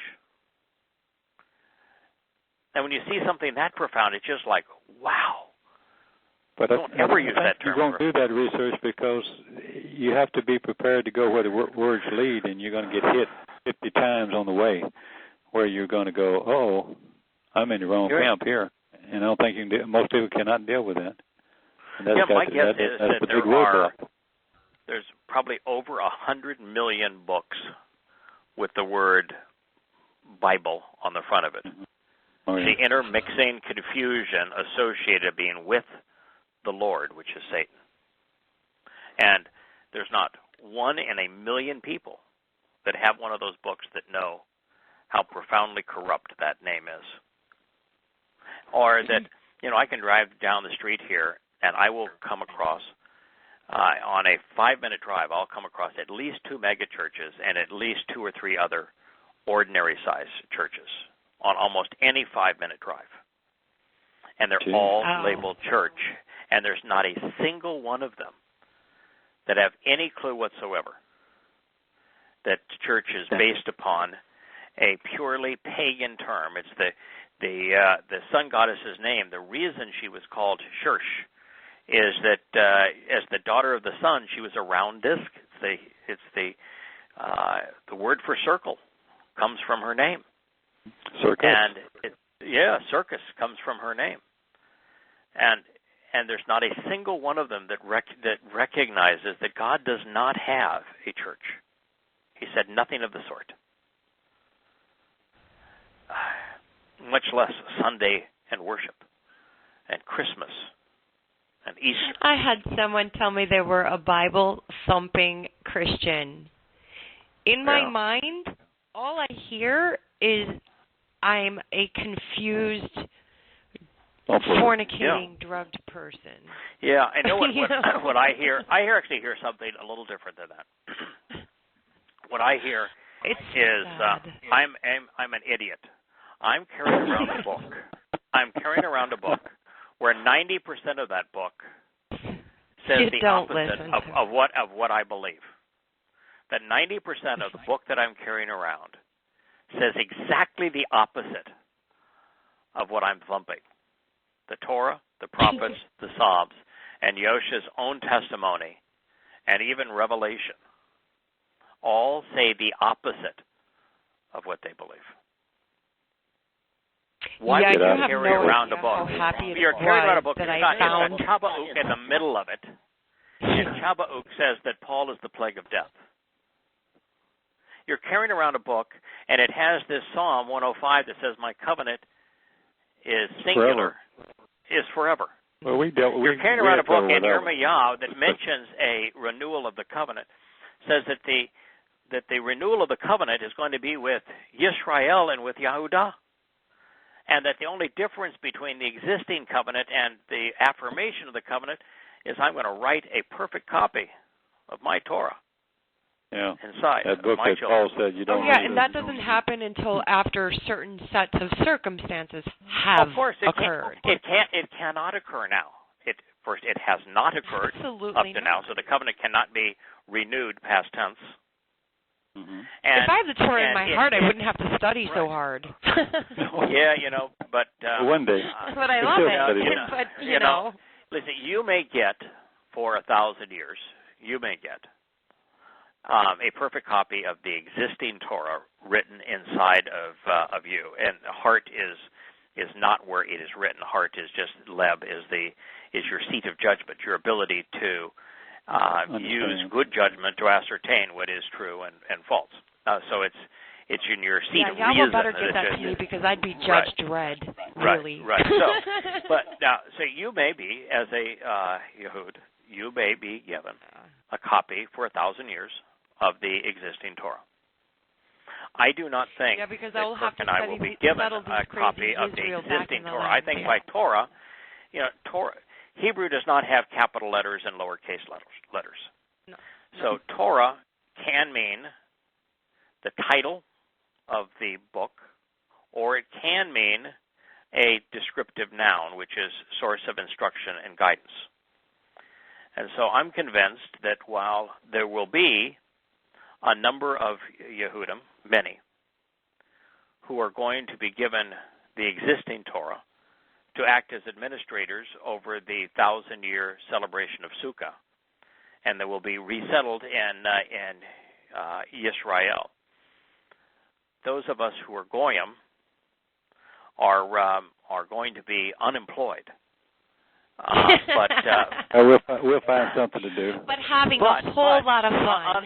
Unemployed, but given a jump start at exploring the existing universe. Really our only time to do it, because we'll have 1,000 years to explore the existing universe, and it's not going to be anymore. But You'll to explore the existing universe in such a way that we don't do something stupid. Like, for example, if we can go in time, I don't want to go back in time, at least to a place where makes me cry, or makes me want to do something that would, cause a different outcome, because you could really screw things up. So I'm really looking forward to having Yahweh's instructions and guidance as to how to operate our vastly empowered capability.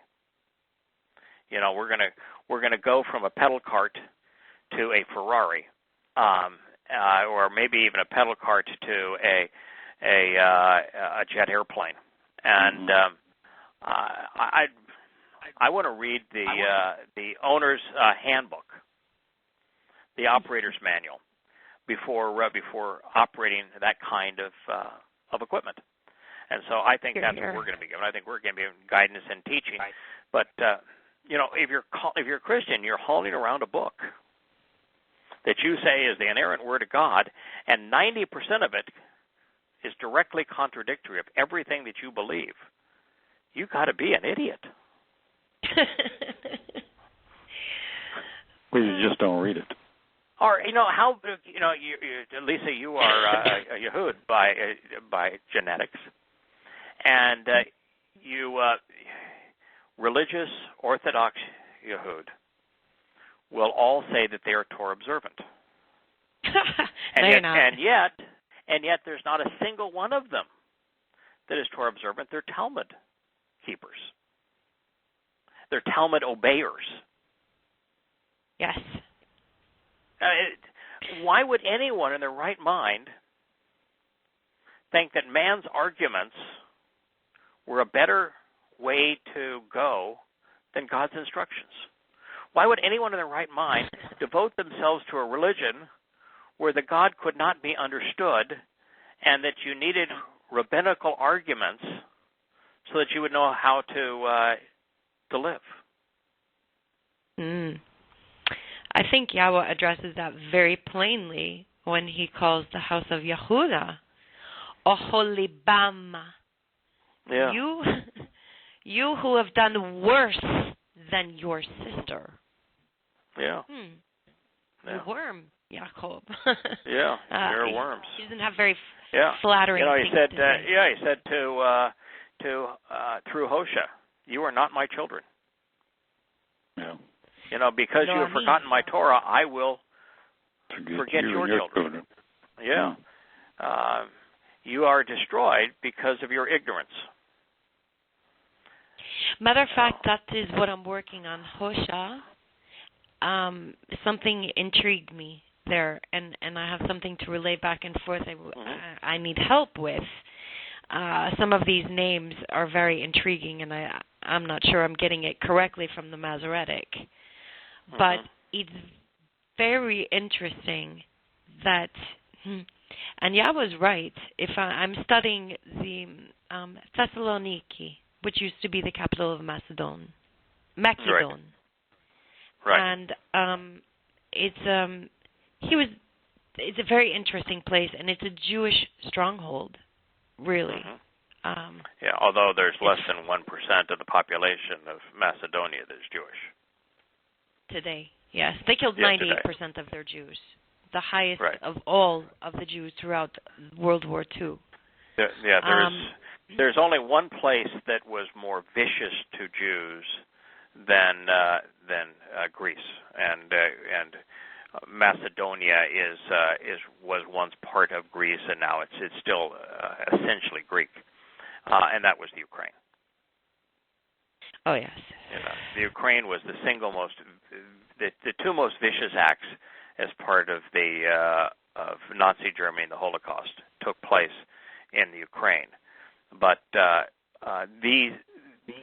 single most anti-Semitic non-Islamic country on earth, and an Islamic country, the population is 100% anti-Semitic. In Greece, however, they're about 90% anti-Semitic. Okay. So it is a horrible place to be a Jew. Yes. Even in Cyprus, I lived there for 7 years. It's I think that. I think what is interesting about that is that Alexander of Macedon, called Alexander the Great, is sort of the epitome of what man wants to be. The ultimate scholar, the ultimate lover, the ultimate politician, the ultimate world conqueror. He is, if you were to rank influential humans, he'd be at the top of most people's lists. And that is the ultimate that's where the Toralist one is going to come. He's going to come from the place that has elevated man to the highest possible level. Yeah. Now, as I studied the life of Alexander the Great, Alexander of Macedon, I came to see him as utterly despicable, and he was a miserable human being. I called him Alexander the Annihilator.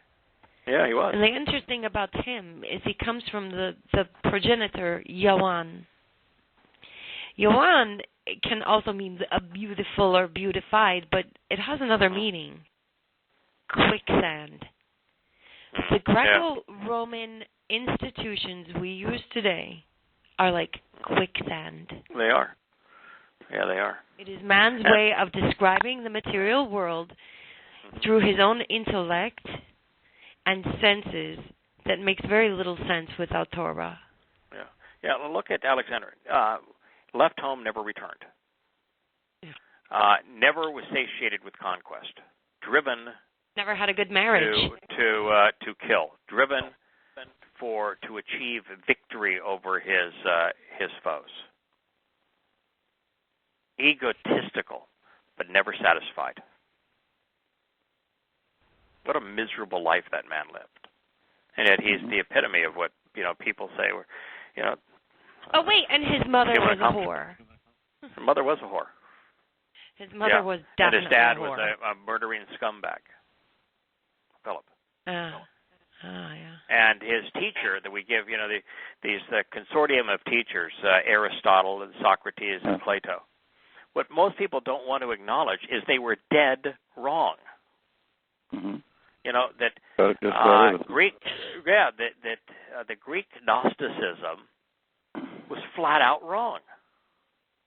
That Plato's view of the universe and of the physical world being imperfect, and there being another variation of it that was perfect somehow spiritually, was dead wrong.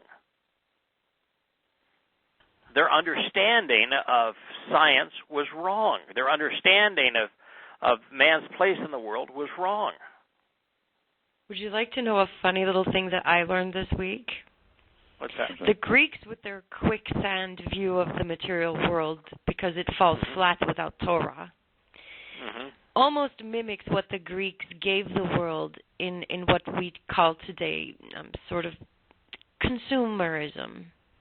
They were the first to widely use and expose coinage throughout the world. a lot Actually, of the Carthaginians. what The happened. Carthaginians were the first, but the Greeks too. copied it from the Carthaginians. Yes.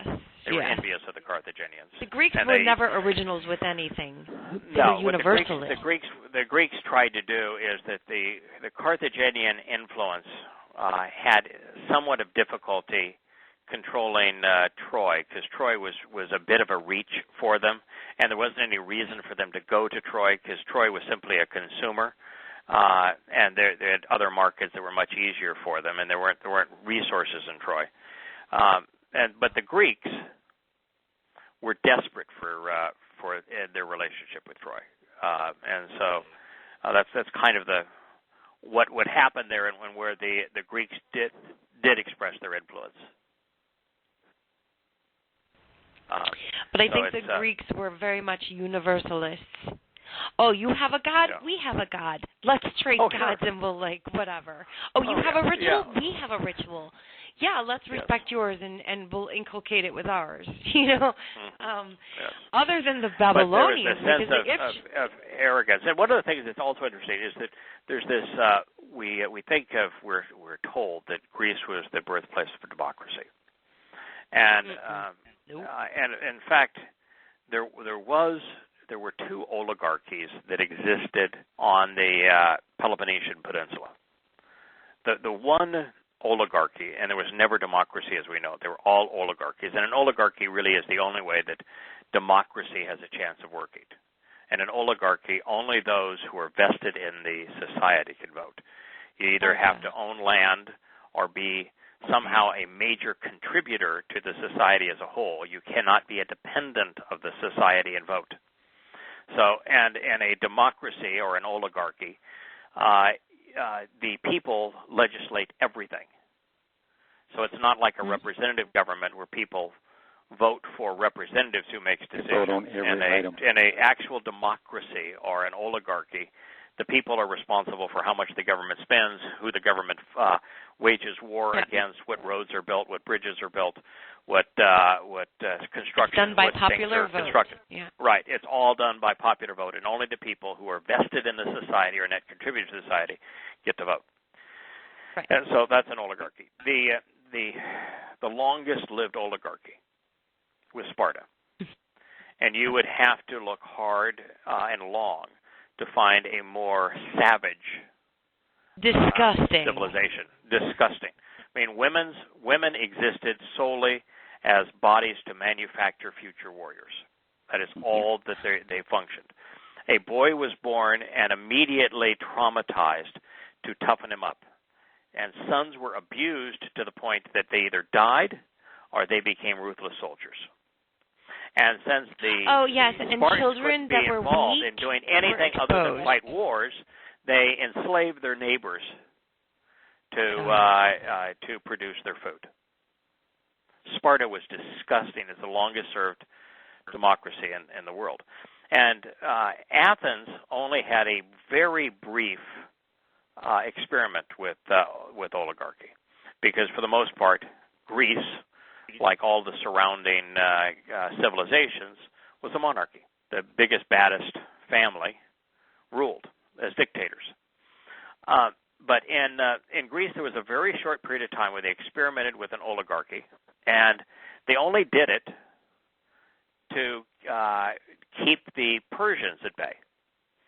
And what they essentially did is to say, if we impose this form of common governance on the islands in the Aegean Sea, and with some of the communities along the coast of what is now Turkey, Asia Minor, that the Persians, as they come our direction, will have to attack our allies politically, and that will give us, that not only slow them down, but give us an advance warning that they're coming.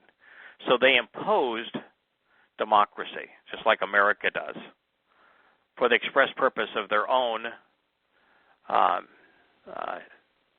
defense. So, the imposition of democracy was the Greek experiment with it, and it was a defense mechanism, not a governance, not a means of governance. And then if you look at Rome, while there is a period called the Republic, the Roman Senate and the Roman Republic wasn't a situation where people voted for their representatives.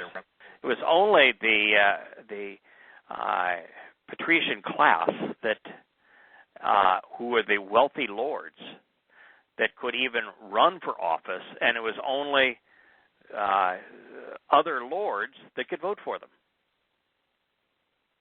And like the House for Lords. the most part, the people who became senators were those who could amass the largest legions. They could get the most people to defend them and to support them. And so it was might, power, money. Had nothing to do with a popular vote of people, and then of course from Julius Caesar on, Rome was just run by a series of military dictators. So, what is the obsession with democracy? Democracy is two wolves and a lamb deciding what they're going to have for dinner. I know. I mean, well, I knew that as a kid. Yeah. I'm not particularly smart. I just read a lot, but democracy, right?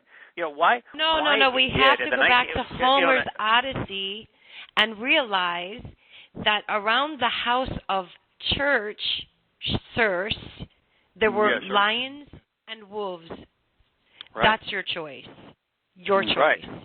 Yeah. Do you want to be controlled by and eat by the lion or the wolf? Yeah. And call it a constitution and defend it with some blood-soaked flag. Well, have at it. See you on the flip. I'm not going down like that. This is interesting. You know what happened in India this week? They passed a law that says if you do not stand at attention when their national anthem is played. First, they legislated that the national anthem has to be played at all movies. The Indians, this is India, Indians are crazy for movies, and that they legislated that the national anthem has to be played. Yeah, Bollywood has to be played before every movie, and that if you do not stand at attention when the Constitution is being played, that you will go to jail. And so they passed this law, and some people decided, wait a minute, I've got freedom of expression. And they didn't stand. They were beaten to a pulp by others in the audience. Those who beat them up were not held accountable, and they were sent off to prison. And so India has done what I think America will do. I think that America is going to do the same thing, make it a crime not to stand at attention and support the national anthem. But isn't that frightening? Yeah, I have it in my own family. I do. It's disgusting. I said, so what, are we living in communist China or Nazi? Oh, yeah. And what they even did is they instruct that the theaters are bound by law to lock their doors to prevent anyone from leaving when the national anthem is being played. It's like if I'm watching a game on television with the national anthem, I'd switch the channel. So I don't want to hear it. But if I'm at a sporting event, before it's going to play, I will walk out of the arena, and I'll go to the bathroom, I'll go to a concession stand, I'll do anything, because I don't want to walk out or sit down while it's being played, because there is no way I'm going to explain it to a moron that's going to try to beat me up for it. I don't mind beaten up for the right thing, but that is not something I want to be beaten up for. There's no way to explain it to anybody. Pick your battles. No, I agree with Lisa, though. That's I see that coming. I see it coming. Yep, we are heading toward it. And nobody is more brutal about it than these ex-military men who think it's nothing to bash your head in. They think they've saved our life. So Trump's inner circle. Yes. There are four retired generals, and one colonel, a retired colonel, and another that was a lieutenant as a retired SEAL.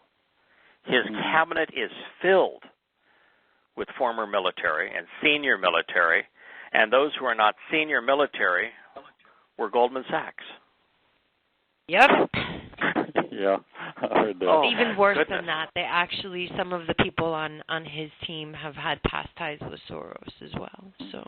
Can we start making a list for Jerry? And Trump. Yeah. Are actually related way back. That must be coincidence too. Yeah. As much You know, as I'm they still hate each other, right? convinced, and I think Larry would echo this, that in the choice between Trump and Obama, while as a member of the covenant we opt out, if we're just discussing the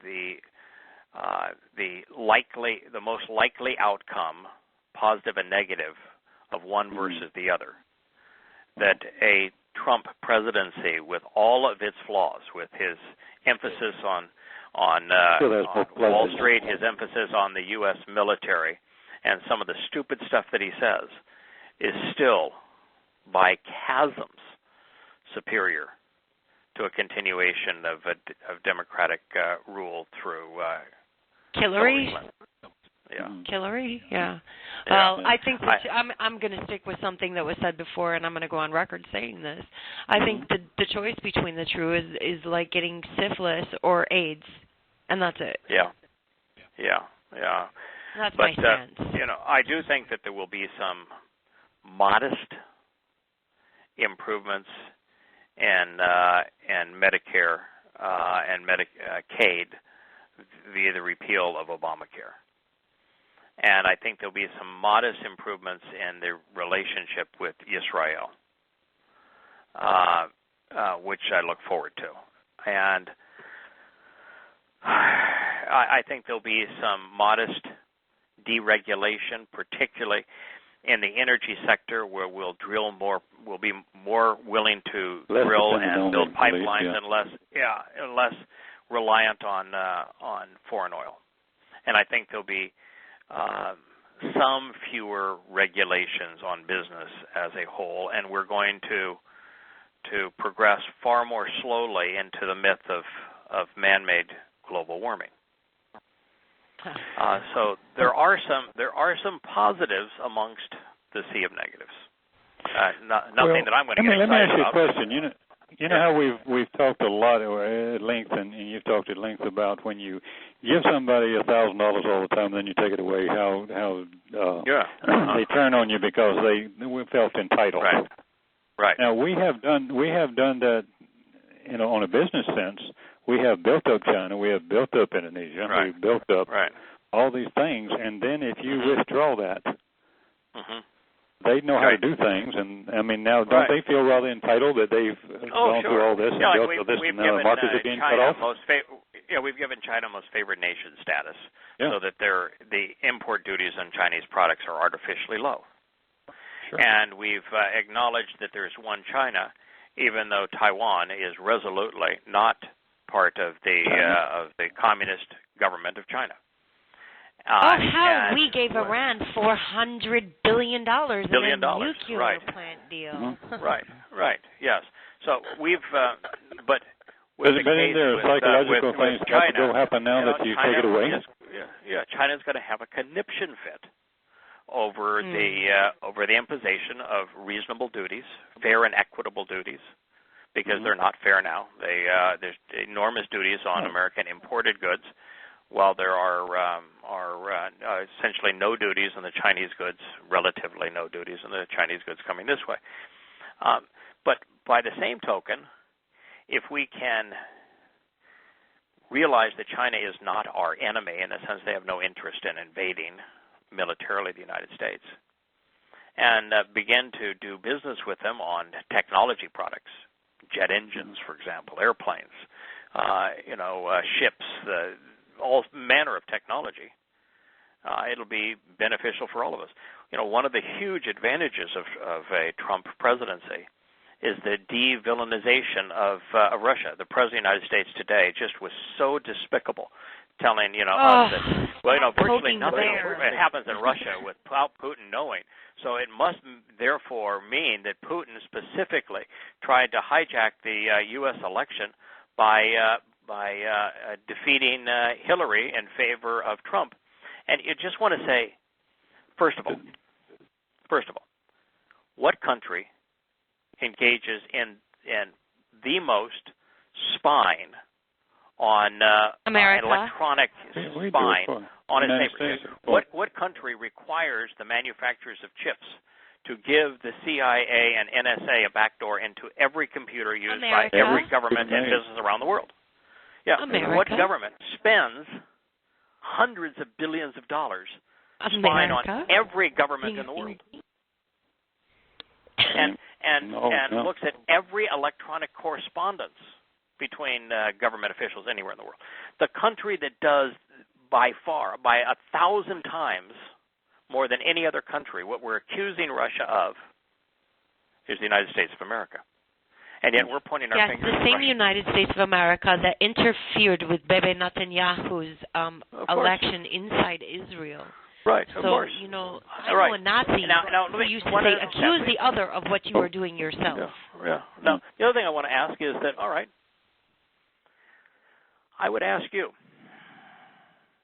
why did Hillary's chances of becoming president take a demonstrable hit by the release of Democratic and internal Hillary email correspondence? Was it because the Russians or someone made them available for us to read, or was it because of what was in them? What was in them? Correct. So why can't these a-holes take responsibility and say, Hillary came out today and said, I believe it was Putin wanted Trump to be elected because he had a personal grudge against me. Why didn't she just say the truth? I lost because what I had to say in my emails proved that I was a condescending, arrogant hypocrite. Yeah, I can see they've been rolling right over her lips. World pretty much knows and is very upfront that those emails did not come from Russia. But you know what is coming out? It's the attack on anything that goes against mass media.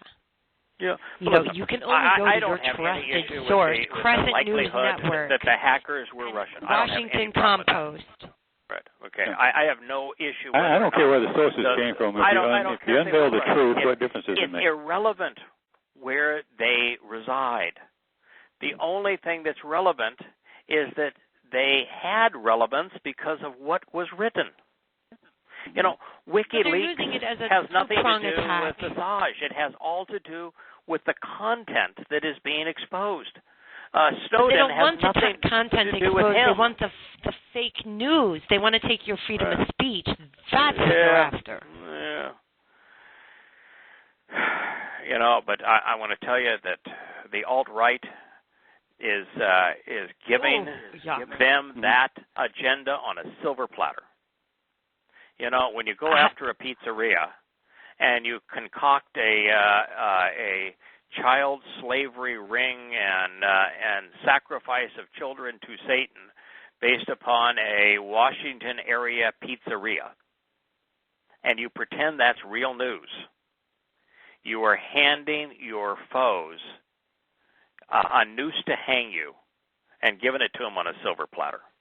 Mm-hmm. So while I recognize that the feds and the elitists are going to use such fake news to limit what can be said and to determine what people can read and hear, and that's a horrible result, they were given the rope that will be used to hang them.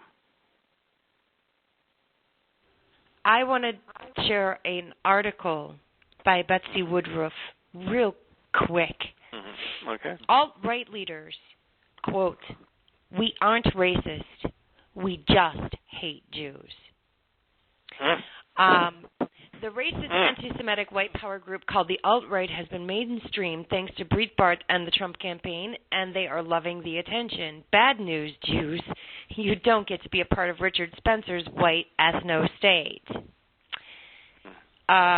He goes on to say about some speeches, white supremacist, blah, blah, blah. It all goes back to a whole lot of far right, far left Red pill, blue pill. Mix them together. What do you have, people? Purple. Purple. Power. Oh.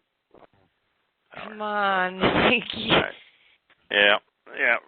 But total ruin. We are in a situation where very few people know how to do what we began this conversation with, which is to take the time, because you care to know the truth, to evaluate the evidence that's available to us, and then exercise good judgment so that you can draw reasonable conclusions from what you have learned so that you come to understand. Very few people are willing to do that. They would much rather cling to the lie, whether it is socialist secular humanism and the fact that they are acting extraordinarily religious. You know, for example, this whole love trumps hate and their uprising now. They are dealing exactly as the Roman Catholic Church did with hypocrites, like the climate deniers. You know, they're labeled heretics. It's socialist secular humanism is acting very much like the Roman Catholic Church acted for a better part of 1,000 years. So whether it's them or you'd say the alt-right anti-Semites, we've as a people we've lost the ability to exercise good judgment, and there are very few who are willing to invest the time and the energy to study the evidence and to draw reasonable conclusions based upon it. And when you realize how irrational alt-right is, its founder, Jared Taylor, let me ask you entirely on the belief that races are inherently superior to each other. It goes on to say there are genetic differences, in quotes, genetic differences in race that make some races more ethical and intelligent than others. And he said that's what the alt-right is all about. He also, by the way, there is one element of truth to that. The pattern in the microbes there is an element are of truth different. to that. Let me tell you something. There is an element of truth to that, but the element of truth to that is the antithesis of what they're preaching. There is one race that represents less than 0.1% of the world's population that is responsible for a disproportionate, almost 20% of the world's most important innovations. Yahweh was chosen. Jews. That was the question I was going to ask. My question to both of y'all is, when I view the Jews from besides the kids that I knew growing up or the friends that I've had over the years, I look at just Jews in America, for instance, and the best music was written by them. Yes. The greatest scientific innovations were done by them. Yeah, that's correct. The arts, law, are promoted by them. Academia led by when the black people were marching in the South, medicine the Jewish people came to their aid. Nobody else did. Right. Or very few. Yep. Even some of the very surprising ones, like Beethoven, who you think are not Jews. I've studied a little bit of history, and I can't find where they've raised an army to attack anyone. I can't find the single most influential person who ever lived, even while he was a disgusting scumbag, was Jewish. Paul. Yeah. But I mean, but as a nation, they never said, okay, let's raise this great big army and conquer all of the Middle East. Let's go down to Egypt and conquer it and put them under our thumb. Never did. Never did. You know, so all the things that we rile against or talk about, this invading Nazism or the Chinese or the this or the that or the Roman Empire and stuff, they have none of these characteristics. So the only way you can hate these people is you have to be influenced by Satan. Oh, no. The Jews have a special way what's the hate? I mean, we hate each other. Well, that's what we do. Yeah, there are reasons to hate. Well, there's a lot of reasons you can get mad at people, but I'm talking about really reason throughout history, and the reason that Islam hates Jews and Christianity hates Jews, of course, is because Islam and Christianity are satanic, and Satan recognizes that to defame Yahweh's chosen people is the best way to lash out against God and to preclude people from coming to know Yah. Sure. But there are lots of reasons to dislike Jews. Beyond that, there is an arrogance. You know, I see one of those Jews with the curly cues and the black hat and the black suit scurrying around, and it makes me want to puke. Yeah, that's a religion. And it makes me want to. Okay. Yeah, it makes me want to puke. Now I realize only about 20% of Jews are religious, but that makes me want to puke. Well, worse than that, it makes me want to get out my Zippo lighter and some accelerant. But I will tell you that in business, you know, I was in business and reasonably successful in business for a lot of years. Yeah. And universally, the people that were the easiest to get along with in terms of dealing fairly, a handshake was all you needed.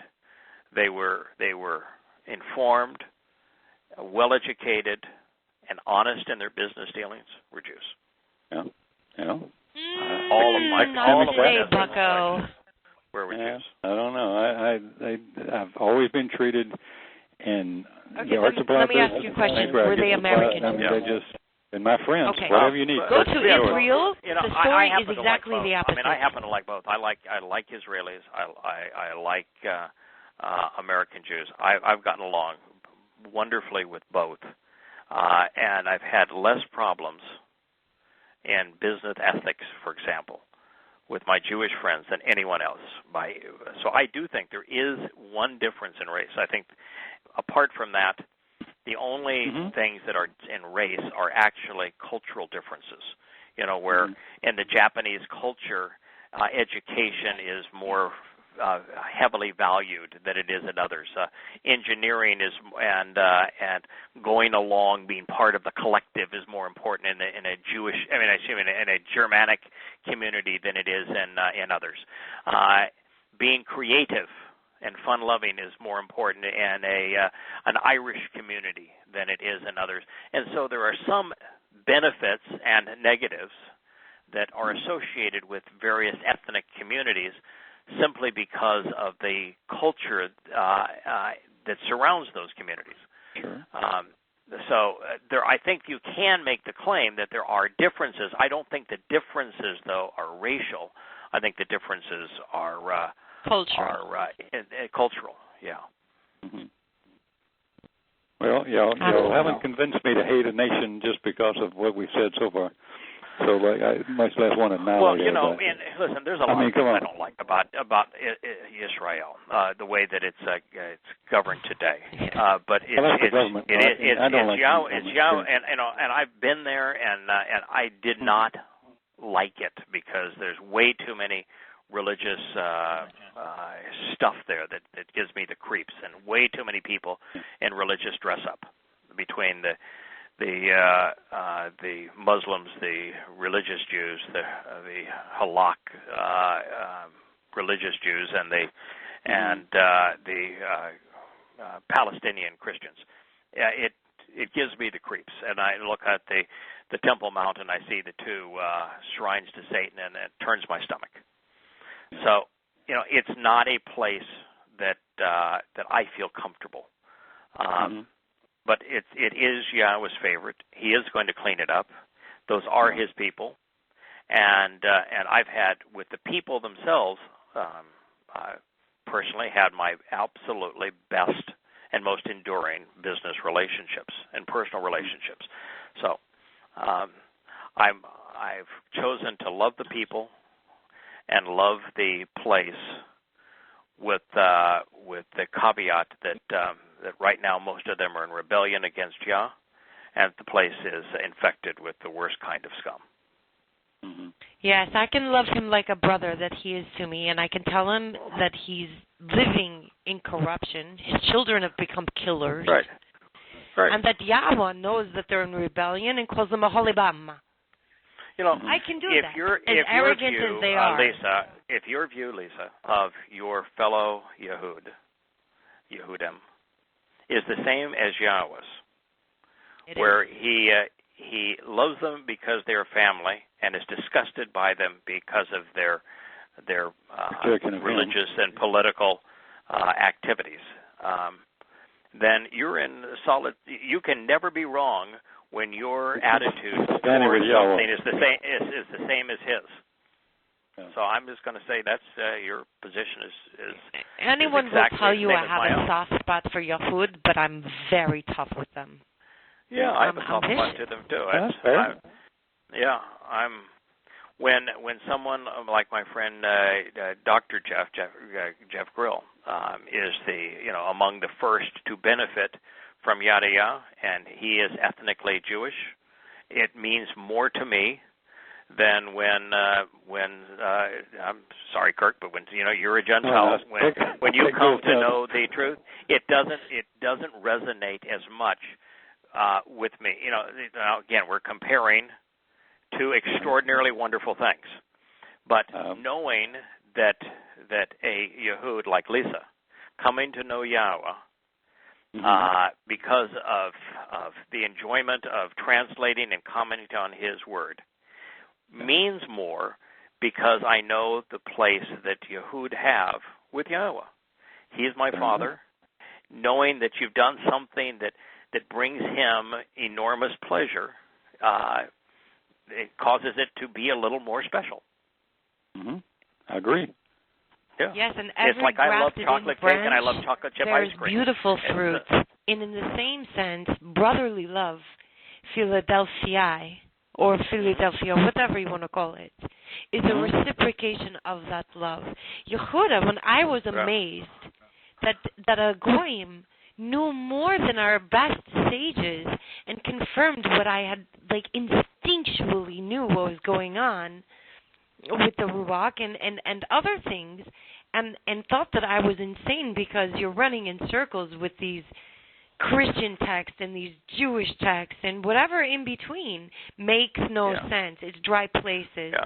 And the first place to get water, but in all fairness, Lisa, while I am a Goyim by race and a Yehudim by association, 100% of what I to know and understand that you have now read is based upon reading and listening to Yehudim. Yeah.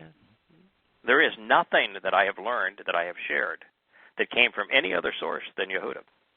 The only difference is I took the Yehudim sources more seriously than did the rest, than the other Yehudim. Than even us. That's right. Okay, so there is nothing that I have shared that I came to learn apart from what Yahweh conveyed through Yehudim. Yes, and every branch that is grafted in goes to the root and has the same lifeblood, and the same wonderful fruit as that branch. Right, yes. And so in the return, we're also very happy. I don't feel slighted that I'm not a Yehud. I would love to be, but I think no. Then you would have to settle these guys back in the land and deal with all their silly. No, I think it was, a lot of this is challenging to learn, and I think it was easier for me to unlearn Christianity than it would have been to unlearn Judaism. Yeah, I agree. That could be tough. Yeah. Yeah. So it's a slave master command and control regime. It's really, at least with Christianity, Rabbi you have a little freedom. It's just like saying Lord. Big deal. Yeah. Right. I pick up on that, sure. But that's Satan's whole modus operandi. Yeah. Control. Yeah. The Lord.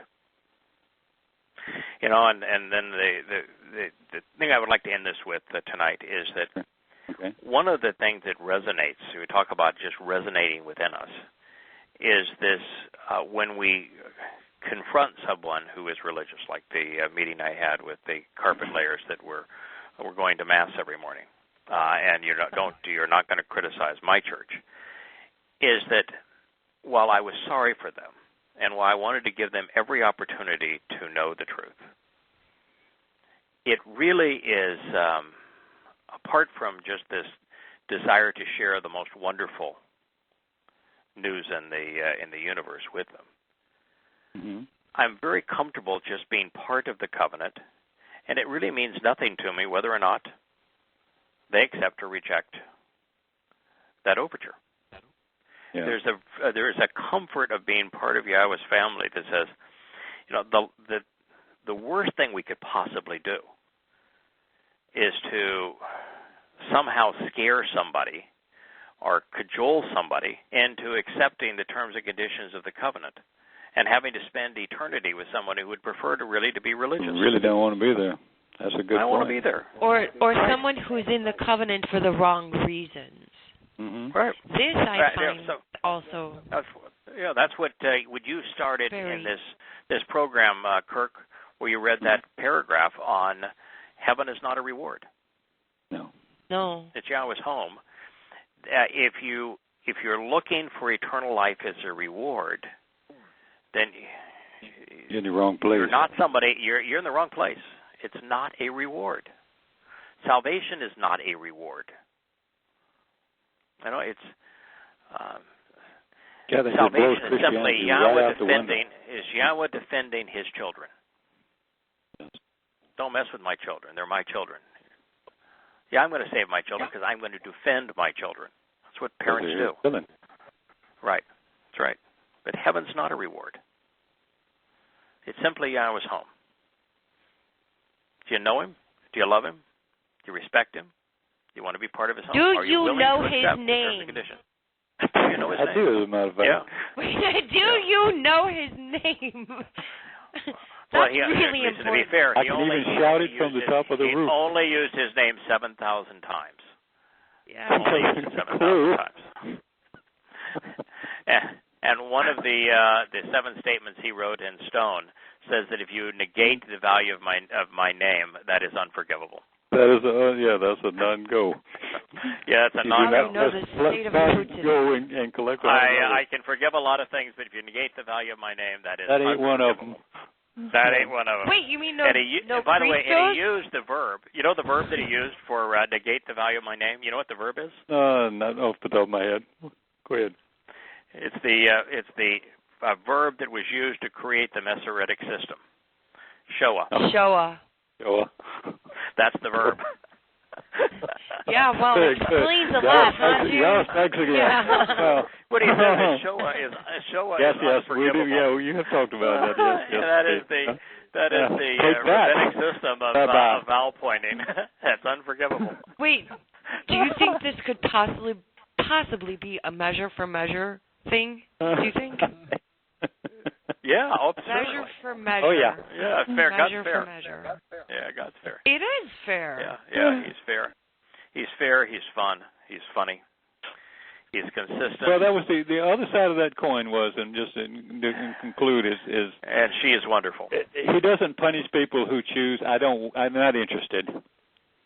No. They just die. And it's so relaxing. That's what I told my wife when she said that, I can't believe there'd be no one that would be invited to heaven for over 1,000 years. They weren't punished. And I lived said, their life. Once you realize that it's died. not heaven or hell, that 99.99% of people get their life as a gift, and if they don't come to accept the terms and conditions of the covenant, they just simply die. No punishment. They're not sent to hell. Punishment? What are you talking about? Life is a gift. And you live your life. Oh, but when you lose it, you laugh, punished. You heard music and saw color. Yeah. So what the heck? Yeah, you didn't. Enough is enough. You got to live your life. It was a wonderful gift.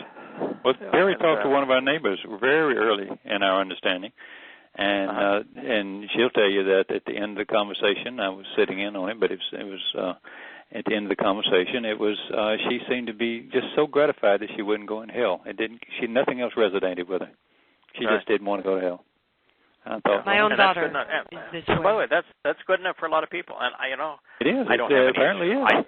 And by the way, I don't have any issue with that because that's if you want to go, who am I to not take away your free will? If you want to go to heaven, it's going to take a lot. Mm-hmm. It's going to take a devotion to studying, to being observant, to learning, to thinking, to understanding, to growing, to sharing. It's going to consume your life. Now, I think all of that is overwhelmingly positive, but if you're not willing to invest in that relationship, you mean Adonai didn't shackle Abraham and drag him out of Babylon, kicking and screaming? Is that? It's interesting that every verb that associated with the terms and conditions of the covenant was written in the volitional mood. Mm-hmm. So no, he didn't pick him out kicking and screaming. Or the tablet of stone. Everything is volitional. Wait, in shackles, which would be hands bound in foot, which is prayer position. Right. And what is the story that? What is the story that precedes Yahweh inviting Abraham to engage in the covenant and come to his home? What is the story that immediately precedes that?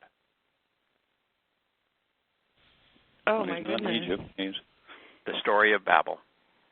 No, they'd already come out of Babel. They were in the story. No, it's actually the story of Babel, of the whole Nimrod and the people that. Oh, you mean to the east?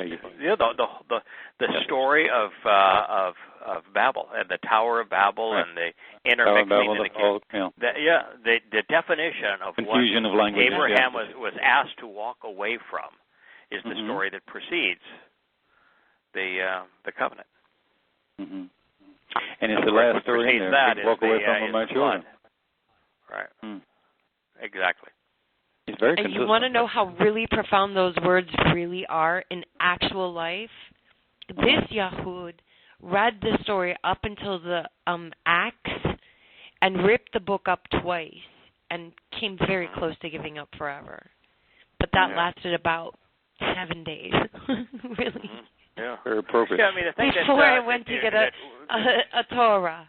Yeah, the thing that we all have in common is that we're all devoted to being extraordinarily observant, to finding great pleasure in digging deep and trying to understand what God had to say and what it means to us.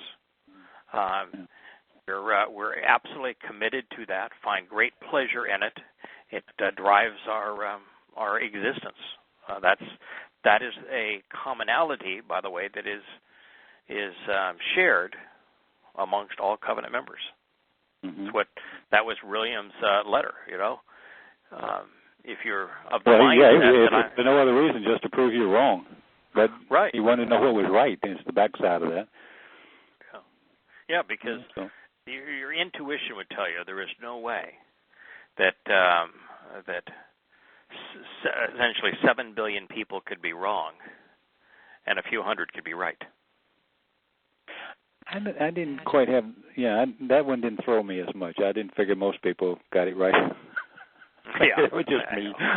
That one didn't throw me. He said only a few get it. I mean, Yosha said that. It didn't get me either. The one that got me was how long and easily I was deceived by Paul. My wife even mentioned to me last night at dinner. He said, "And you used to be one of them." Yeah. Right, I did. Ouch. That's kind of almost like a breakthrough. But it's true. It's true. I used to be one of them. Yeah. Yes, but she says what only a wife can say. The way she said it. Listen to what she just said. Yeah, exactly. And then I decided that I would study, and I would learn the truth, and I would go where the words led. And once you know the truth, it just all makes sense. Yeah. Once your perspective is right, you can't see anything else. Right. All right. Hey, well, we wish the best to Larry. Hope he gets well. We missed JB today. I know that he is traveling. It was fun doing this with you, Lisa. We in Kirk. Obviously, we did not return to chapter 7 of Observations and Yeshua, but it was just.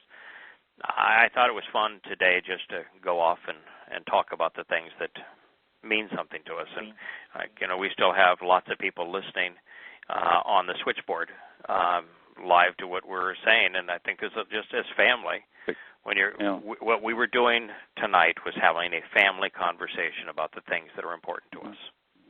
And that's often as important as reading Yahweh's testimony. So we'll return to Yahweh's testimony next week. But tonight was fun. Yes, sir. Yes, it was. Thank absolutely. You, and good to see you. There's a new Yahud that's listening, and I want to just say welcome back to the Mishpachah. Yeah. So There it is. Yeah, we are Welcome home. finding, Lisa, a geometric increase in the number of people who are coming to know Yahweh and who are becoming part of the covenant. Thing. It is a beautiful thing, and it is happening. We only have 10 years, really, left where we're going to have this opportunity. And it is a beautiful thing, and it is happening at an exponential rate. It's exactly what we would expect. Hallelujah. And Yahweh said, I shall make my name known among my people. Right. And right. here it is. Wow. It's beautiful. Here it is. Here it is. Yeah. Here it is. And a marvelous name it is. You know, I do think that we are all going to be incorporated into that name in one way or another. I think his name is going to be part of who we are. It's just like if you're born into a royal family. Are you kidding me? You're all getting new names. Yeah, Ben Yahweh. You're all getting new names. They're going to either begin in Yah, end in Yah, right. or somewhere with Yah in the middle. That is correct. I ain't going to knock it. That is correct. Yeah, any part of that. You know, it's just like Masayah. I'm happy to the work of Yah. Consider, all of us part of that. We are all the work of Yah, and to the extent we are able, we're engaged doing the work of Yah. Wow. Yeah, it's marvelous. Yeah, and the work of Yah had one real message that he came to expose, and that is go out until the lost sheep of Israel and spread the message, the good news. Right. The good news is that the Torah is true, and that the Talmud and the Bible are crapola. That's the reality. That's right. That is, yep. And the Torah means a lot more than just the first 5 books. Its teaching and direction permeate everything that he conveyed through his prophets. Yeah. All right. Good night. Okay, y'all. Happy Shabbat to one and all, and we'll be with you again next week. Good night. Take Good night. care. Shalom. Bye. Bye-bye. Shabbat shalom. Yeah.